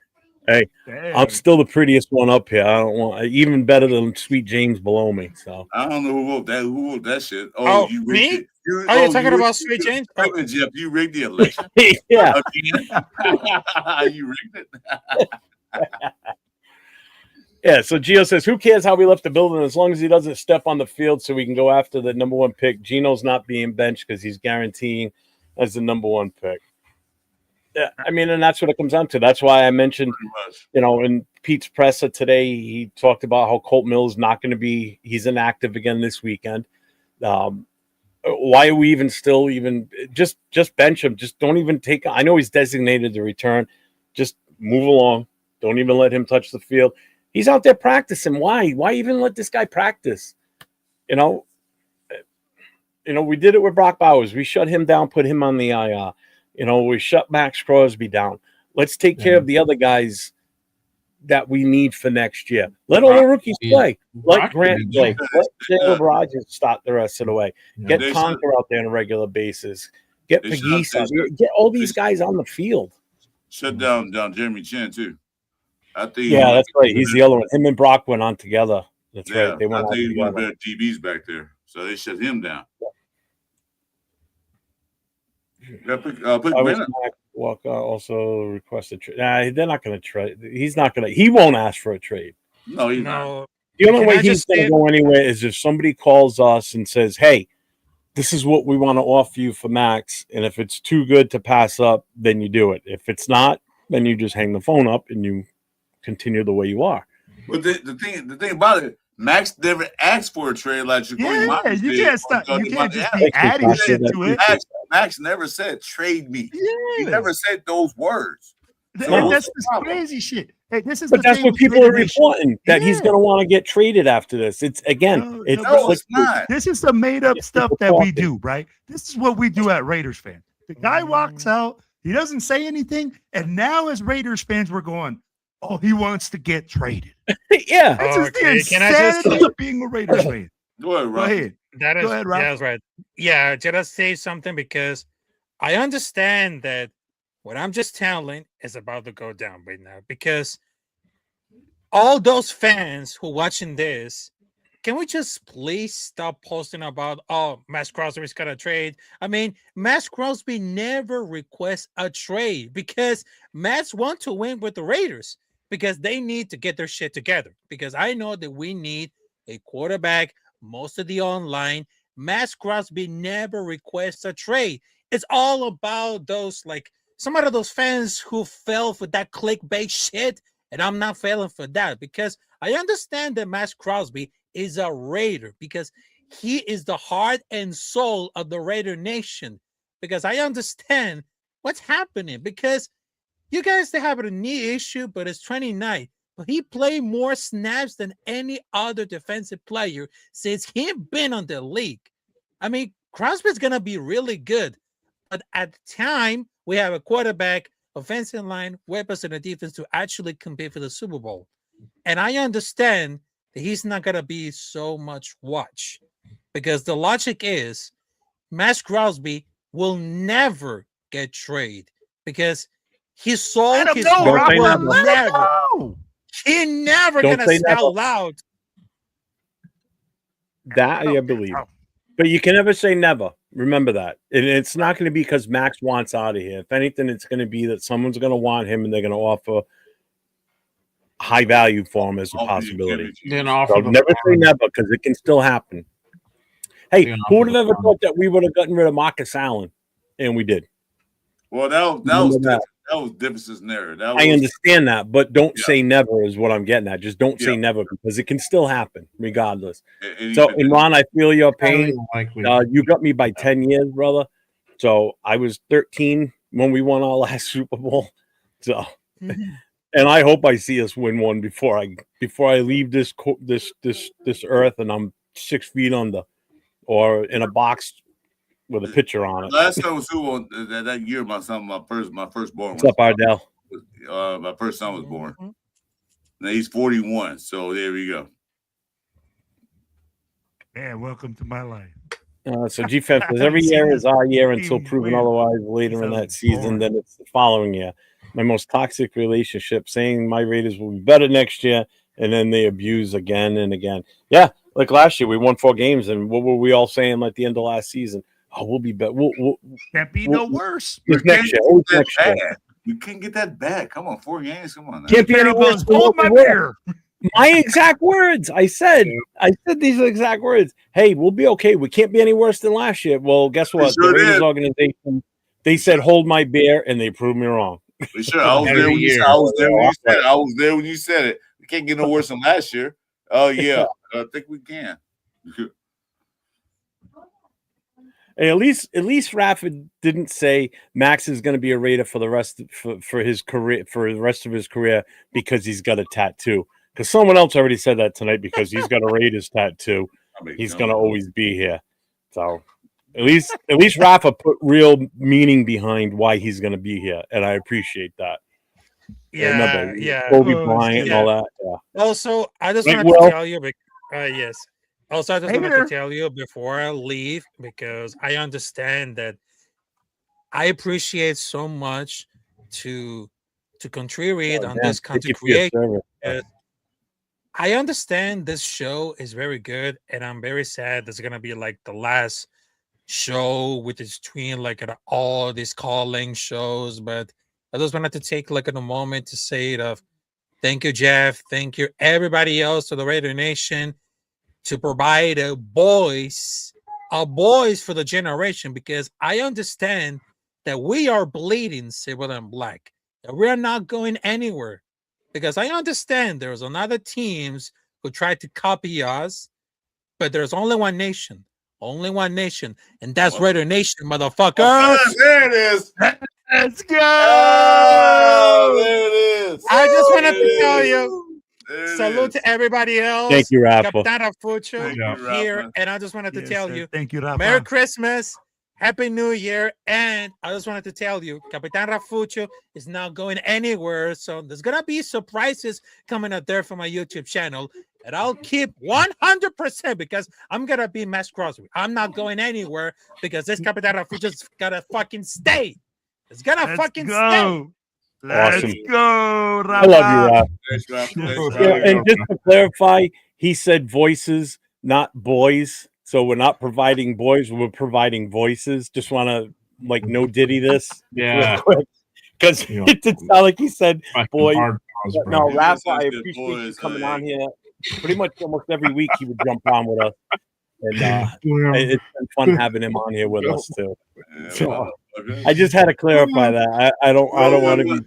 I don't want to be thrown in jail for 80 months or however Yeah, long. but see, one thing Rafa did for me, that like he said the word I have right. to, like, Yo, every time edit I'm on the that out, show, bro. wait, hold on. Every time I'm on the show, he always say motherfuckers. He finally he said does. the right. He said it right, motherfuckers. That's what made me happy. He picked up something good from the show. Yeah. Yeah, this show's a good influence on everybody. It's an influencing show. Motherfucker. He almost says it like He he's finally- Asian too. Jeff, It's funny. Jeff, you know how long he been on live? He kept saying motherfuckers. Like he said, "Oh, that motherfuckers."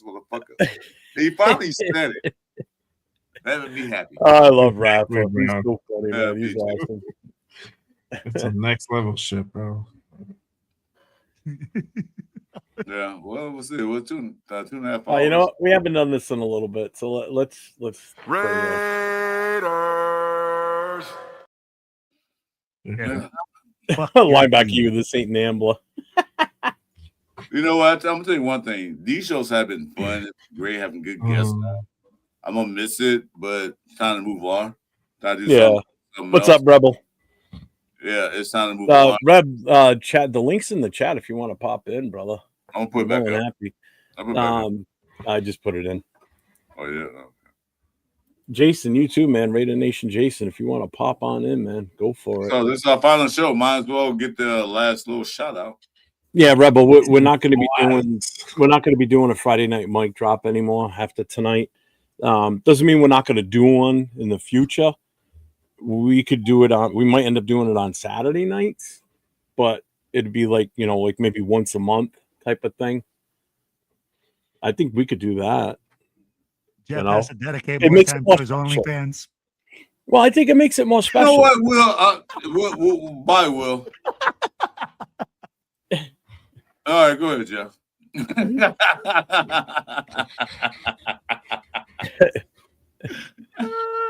Don't tell the OnlyFans. What's up with your fascination with OnlyFans, man? Do you have an account?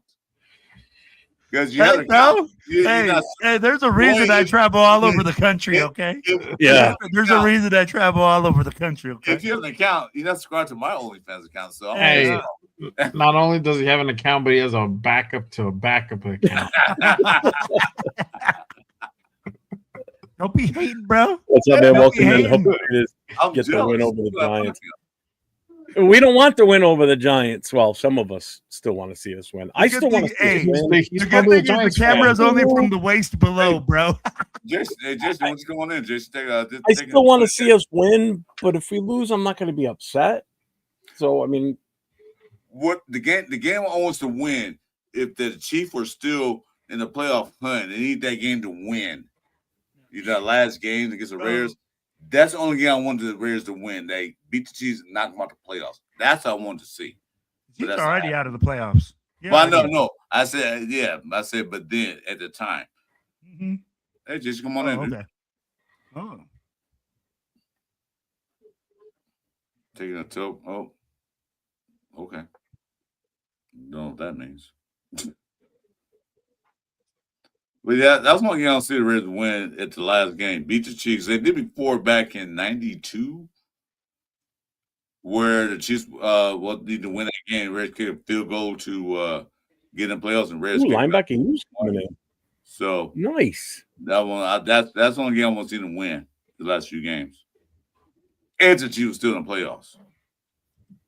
Looks like he's having issues. Yeah, he'll come back. Huh?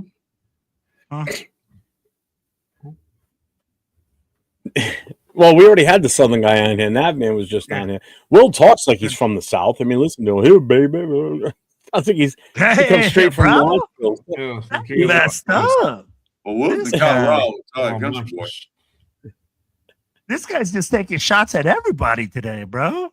It's the last one, so I was saying anything. He's like, fuck you, fuck you too. This is last pull up, so we're good. Take your shots. This your time to come in. Take your final shots. Say Chris Jeff's Pando. You know, hey, Javier, and Will's on Adderall. You can come and take a shot. He's not on Adderall. That's why he's so hyped up because he hasn't taken his meds. That's the problem.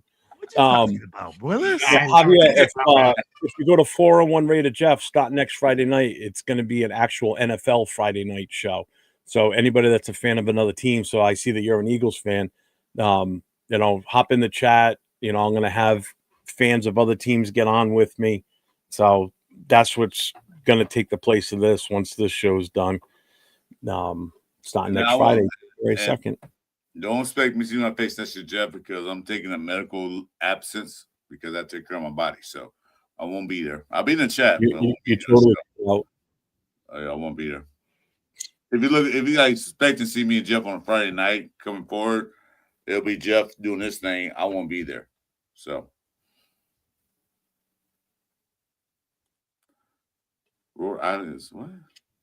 Yeah, this is our last Friday night mic drop show. I mean, I still got other shows I do. Chris has other shows he does. Chris, why don't you just say what you do, what days and what times you go on? Well, let everybody know what you do. For towards the end of the season, I have my show with Radio Jason Nason. He's here. I say come on in, but he haven't came in yet. On Sunday morning, the Building Show, that's right before the game start, 8:30 a.m. Pacific time. We do a little Monday morning to predict the game, what's coming up. And then on Tuesday nights, I have a show with Radio Jason and sometimes Chewy, the Cover 3 show. Sometimes yes, sometimes not, because he works distance. Sometimes it's a Cover 2 show. Yeah. But then we invite a third person in there for us. Not Sack Top Mike's in there too. So Cover 3 shows. I saw you on you guys the other night. Yeah. We have a Cover 3 show Tuesday nights. And two more of those and two more of that. Then Mr. Chris is taking a hiatus. And then I'll see you guys soon. Just to let you know, Ron, we've been doing this show for a little over a year now on this format where Chris and I always start the show off, just the two of us on screen, and we talk it up for a few minutes. And usually within the 15 to 30-minute mark of the show being on, Chris drops the link to the StreamYard, so we let anybody in that wants to come in and be on the show with us. We've had fans of other teams in here with us on the chat. Now we've had a Patriots fan, we've had a Broncos fan, we've had a Steelers fan, we've had Niners fans. I mean, we've had a bunch of different fans from other teams. All of them. Yep. So we've been doing this for a year. It's kind of run its course, we think. It's kind of hit like a stale mark, I would say. Kind of. We definitely plateaued, I think. I had a vision for something else that I wanted to do, plus coupled with the way Chris has been feeling lately, and he wants to take some time, because sometimes, we've been on for 3 hours now already. Sometimes this show we've gone 4 or 5 hours. 9 hours. Yeah, we've done a 9-hour show. We've done a 6 and a 7-hour show before. So, those days are over. We got to visit. coming in with us right now. We got yeah, linebacker. but yeah, just Jeff. Fella? This is the last show. We're gonna do a Friday night pull up. Not Yeah. saying that we're not gonna do it again. It might come back later next year. We have to discuss that how we're gonna do the format because we're gonna change everything. So we'll do it because I tell you one thing. My time on YouTube has been more enjoyable doing a show with Jeff. You know, I do with Jason. I enjoy those shows too. But my most enjoyable moment is doing a show with Jeff, and I'm not gonna let that go. So stay tuned. And we got who's this? Hey, It's linebacker you. Hey, what's up? What's up, my guy? How we doing? Welcome in. I'm better than good and better than most. He look like an offensive tackle right there on linebacker. I got your offensive tackle right here. There's a reason why it's linebacker you, Chris. Yes, sir. Hey, so since we don't have a whole lot to be, happy about this season, I want to ask you guys this. Because I'm not a Raider fan. I'm a Raider for life. There you go. That's a guy. Not a lot of people get to grow up idolizing a team, hoping and dreaming that you can play for them, and then have the opportunity to play for them. Doesn't go exactly the way that you want it to, but you get to meet and eat with the man on multiple occasions and just talk ball. I've been around football since I was 5 years old. I've been around a lot of coaches. I've been around a lot of owners, GMs, all that stuff, a lot of football players. There was nobody that I've ever come across with a football mind like Al Davis. I cannot explain to you, like whatever stories you hear about him and it's beyond that. It was just unfathomable what he knew about me in my childhood. I was like, holy shit, how the fuck this guy know that? Anyways, I wanted to ask you guys this. Sure. I'll start with Big Jeff because it's his channel. What's your favorite position? Mine? Yeah. Offensive line, center, or God, man, tackle. I play all three positions. All right. So you got three choices. You only get one out of three. You got Jim Otto, Don Mosbar, or Gene Upshaw. Who you gonna take? Oh shit. Yeah. Oh man. Okay, we'll come back to that. Chris, I got an answer. Go ahead. I'm going Gene Upshaw. Okay. All right. Chris, favorite position?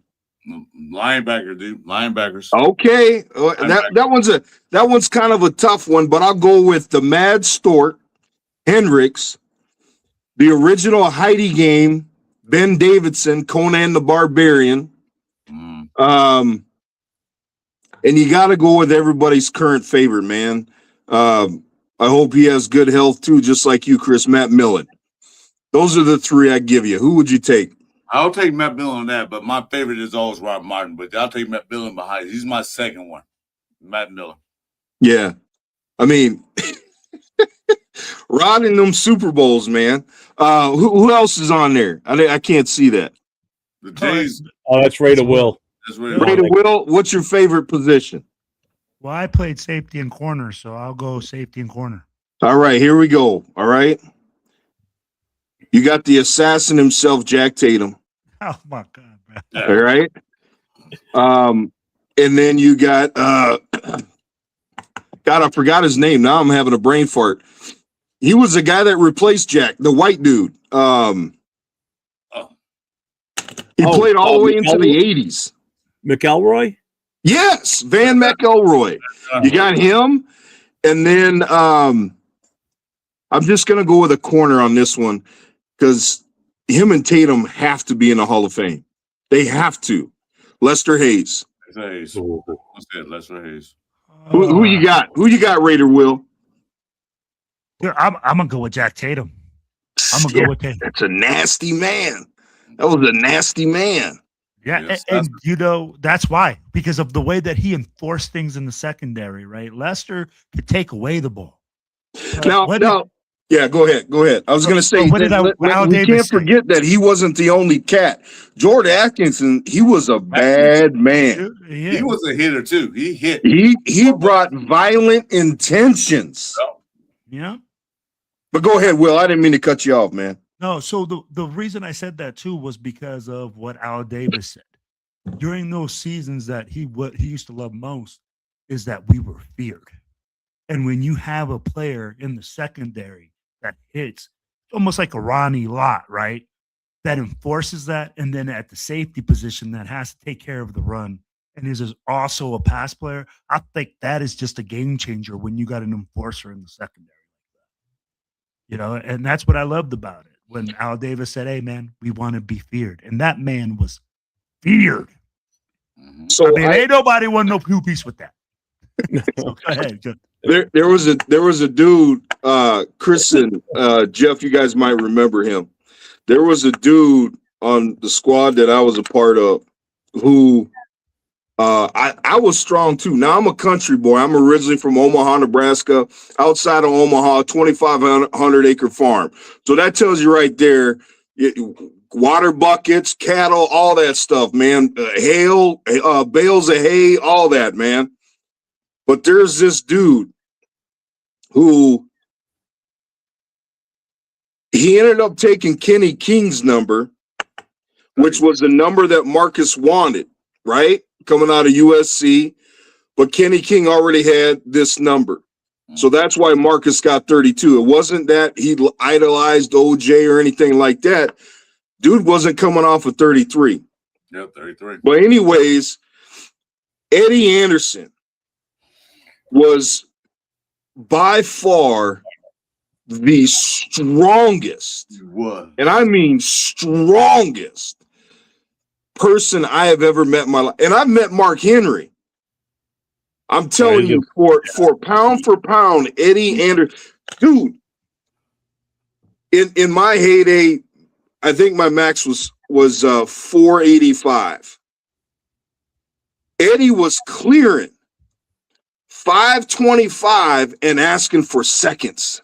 Was he? A safety, and he had these chicken legs like you wouldn't believe. He had a basketball player's body where he was from the waist up, he looked like a linebacker, but from the waist down, he looked like an 8th grade point guard. But he was a bad he was a bad man too, man. I remember he hit God, I'm trying to remember who the cat was. Damn. It's when we had just got Rocket.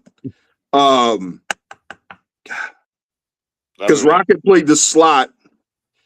You know, we had Timmy B, probably one of the top 7 greatest receivers of all time, Timmy Brown. God, who was this? Who was the guy before Porter? Was it the Olympian? James Jett? Yeah, out of UNI. Yeah, out of UNI. That's right.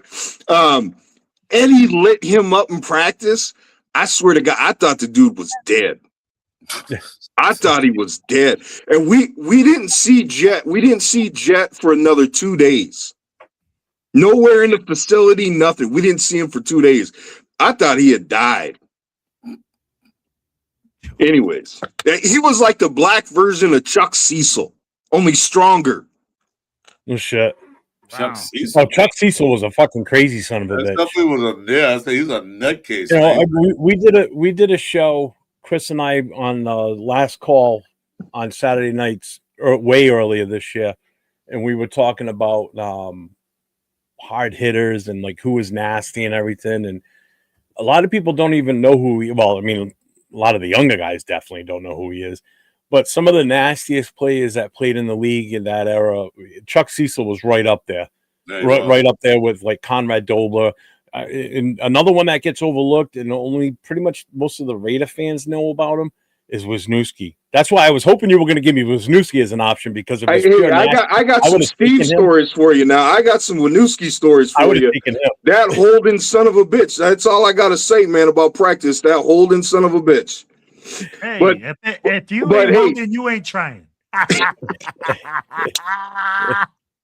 Do you guys remember Harry Swain?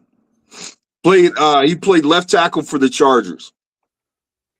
How long ago? This was I was out in 94. I got hurt in 94, and then that's how I ended up going in the Marine Corps.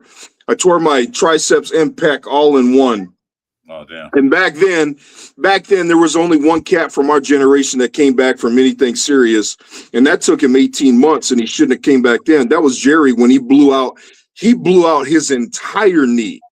Not just the MC. He everything was gone. They reconstructed his knee, and he came back. You talking about Jerry Robinson? Yeah, no, Jerry Rice. Oh, Jerry Rice. Oh, okay. That's what I'm saying. Like in the late 80s and the 90s, if you got hurt, dude, that was a wrap. Yeah. Like if you had something serious, that was a wrap. You better pray to God you had a degree or you had a fallback.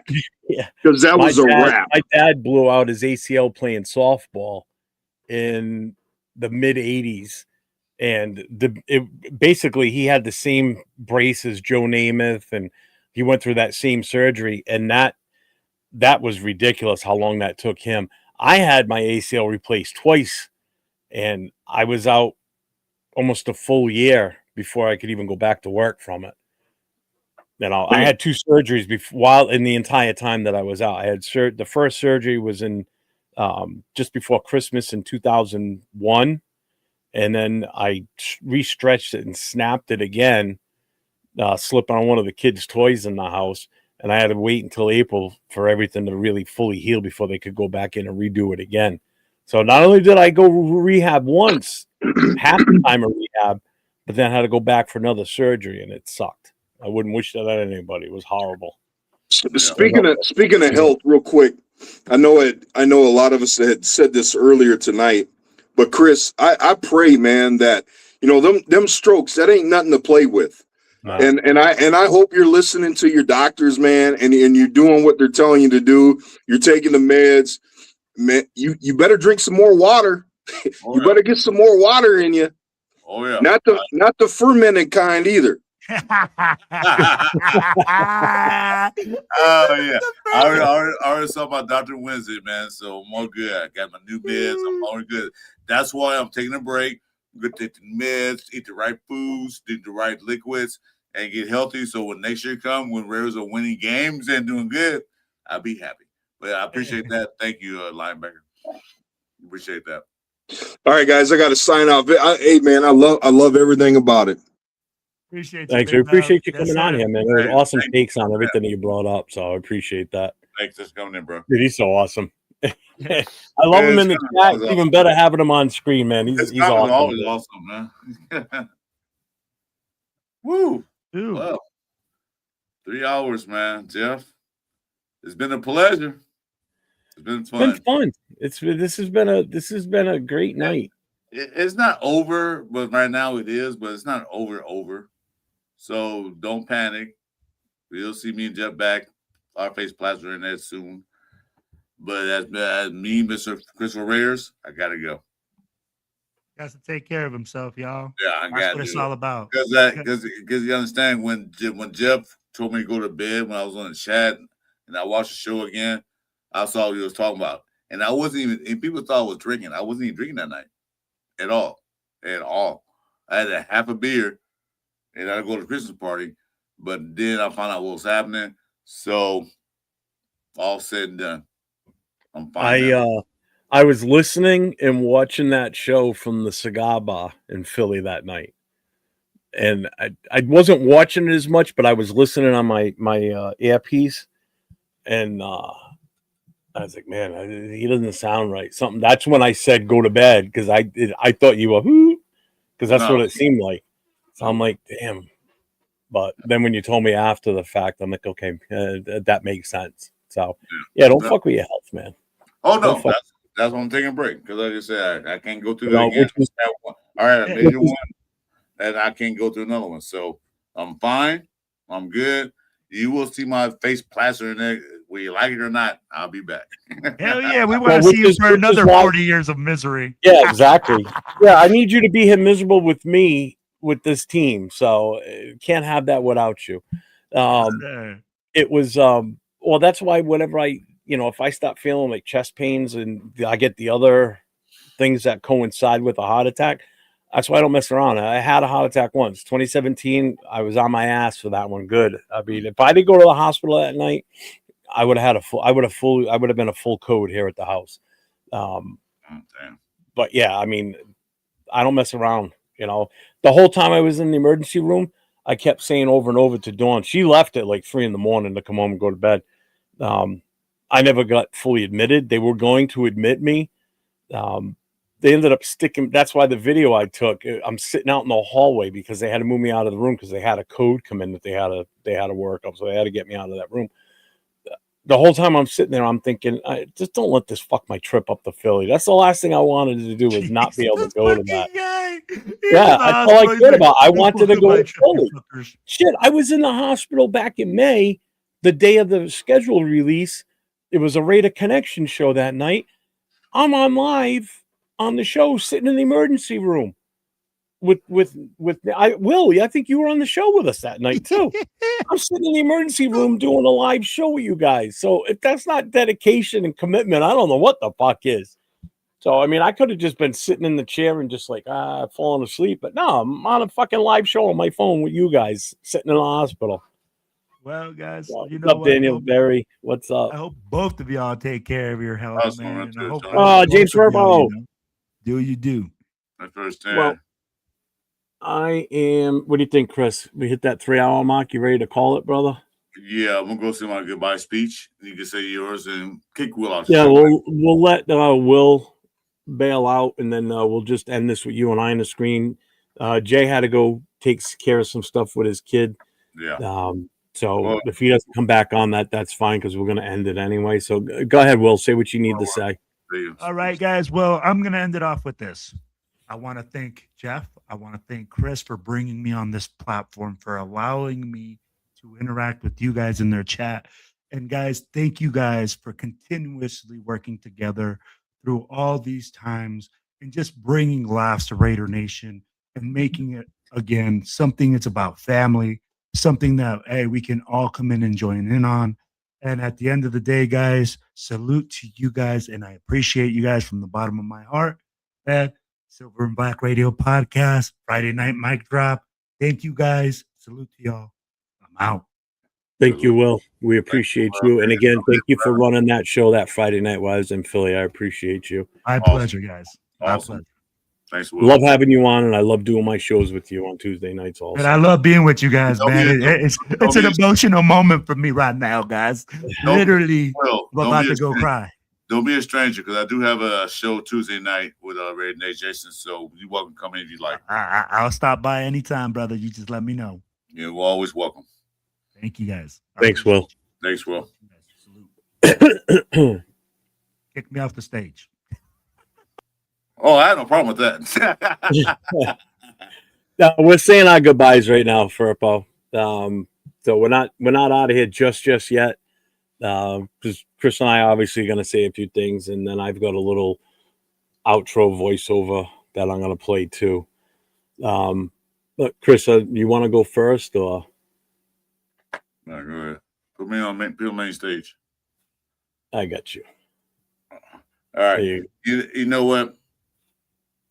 Thanks, Raider Nation. Thanks for giving the platform. Thanks for acknowledging me. It's been fun. It's been real. It's not over yet. This is a break time. This is a time to reflect and time to get better. Like everybody know, I trouble with my health issues. So I want to get better. Do a show. The best pleasure I had doing this is with my man Jeff. It's so much fun. I look forward to doing shows with Jeff every day. He says do a show. I jump out the bed. Let's do it. But it doesn't work without you guys being here for us. The chat, everything's live, everything's fun. I will miss it, But like I said, might not be over. It might come back. But for right now, we're taking a hiatus. We're done. Jeff's going a different direction. I'm taking a health break. But that's saying to you guys. Salute to Red Nation. We will get better. I will get better. Thanks. All right, you can put it back up.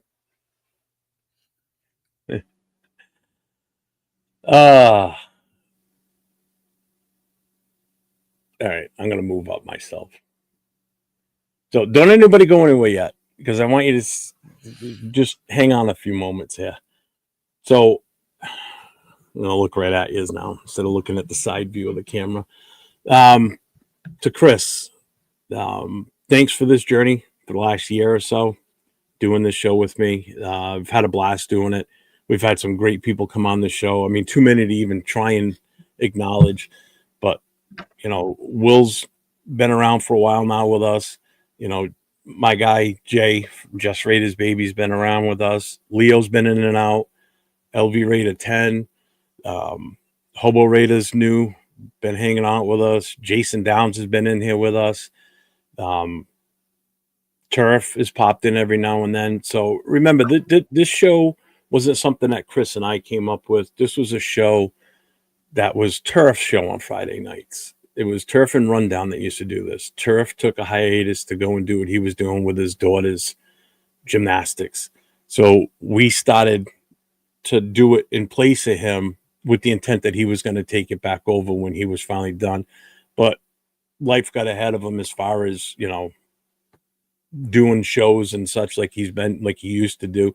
So he never really fully came back on Friday night. So Chris and I just kept doing the show in the format that we were doing it. It's been a blast doing this. But like everything, every great thing must come to an end at some point. You know, the chat, you guys have all been in here from the start for the most part. You know, guys like I see in here right now with like Ardell, James Firpo, I'm Not Bueno, Rorschach, Rosetown, Sacktown Mike, who was always on with us on Friday night. Sacktown, you've been my guy day one. So I appreciate you from being there through thick and thin, phone calls, texts, the whole 9 yards. So this was a journey that Chris and I started a year ago. And like I said, all great things come to an end.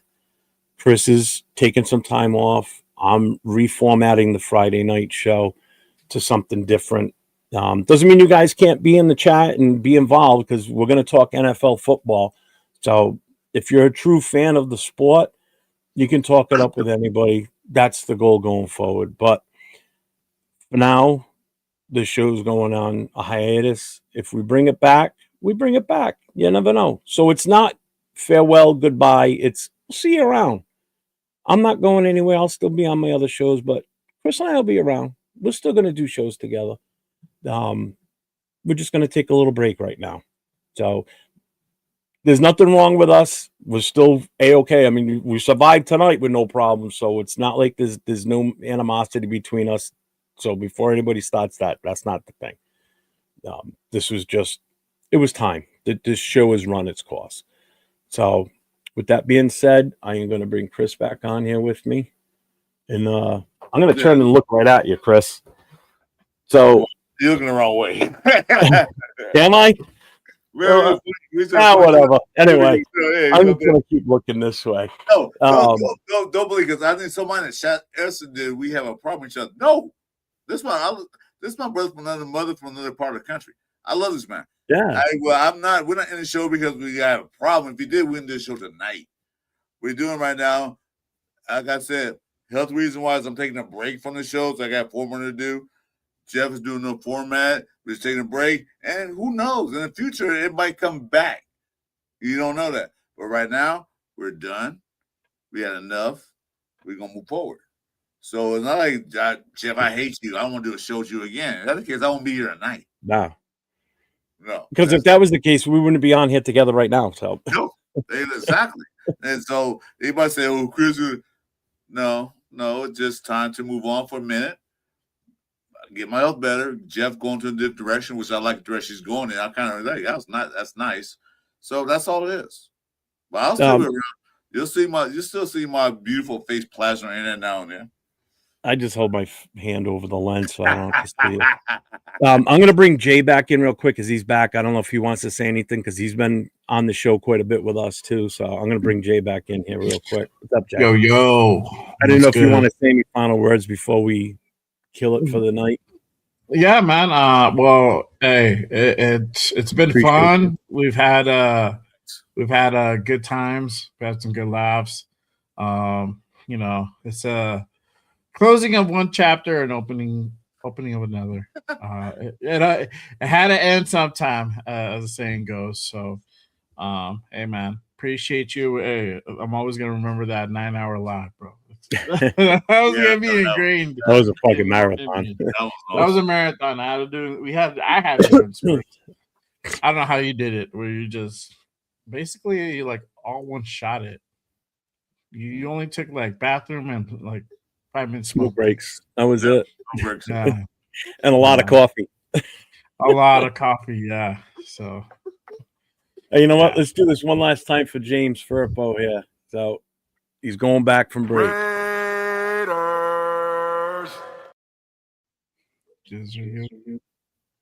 Oh, and you know damn well I'm going to be using that when I'm on shows with other fans from another team.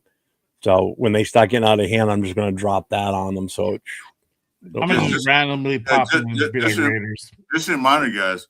I didn't reach my goals this year. I wanted to get to 500 before the end of the season. I didn't get that.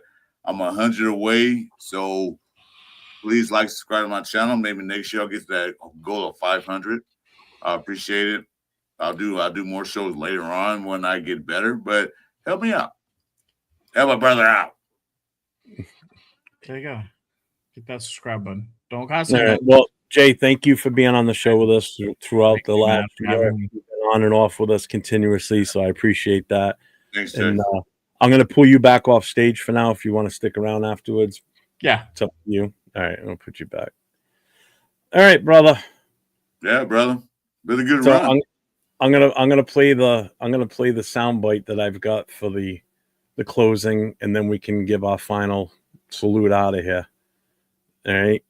So here it is, ladies and gentlemen. Just like that, this chapter comes to an end. From the bottom of... God damn it. Hold on. And just like that, this chapter comes to an end. From the bottom of our hearts, thank you. Thank you for pulling up. Thank you for trusting us with your voices. Thank you for making this more than just a show. This was never about us. It was always about Raiders Nation. Friday nights are changing, but the voices, the passion in this community that doesn't go anywhere. So wherever we meet next, wherever this mic pops up again, just know this. The mic never really drops. One last time. Might drop.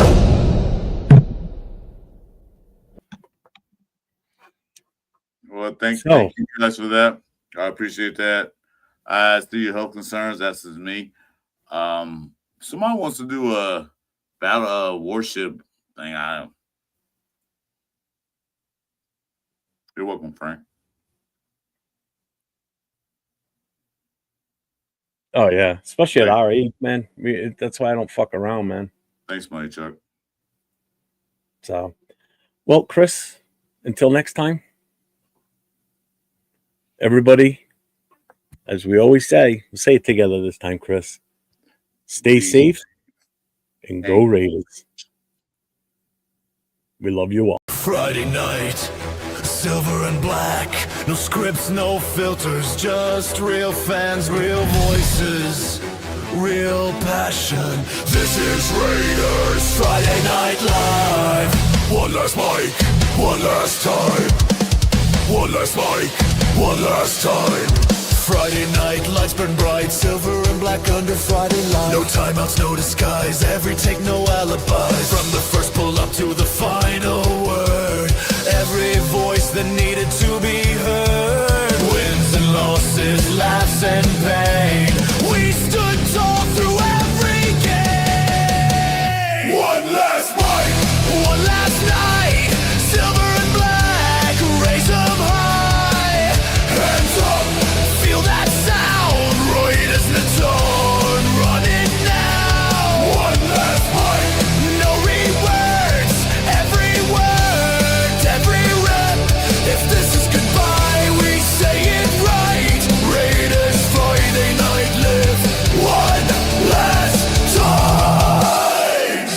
the end. It's a chapter closed. The mic drops tonight, but the voices echo forever. What?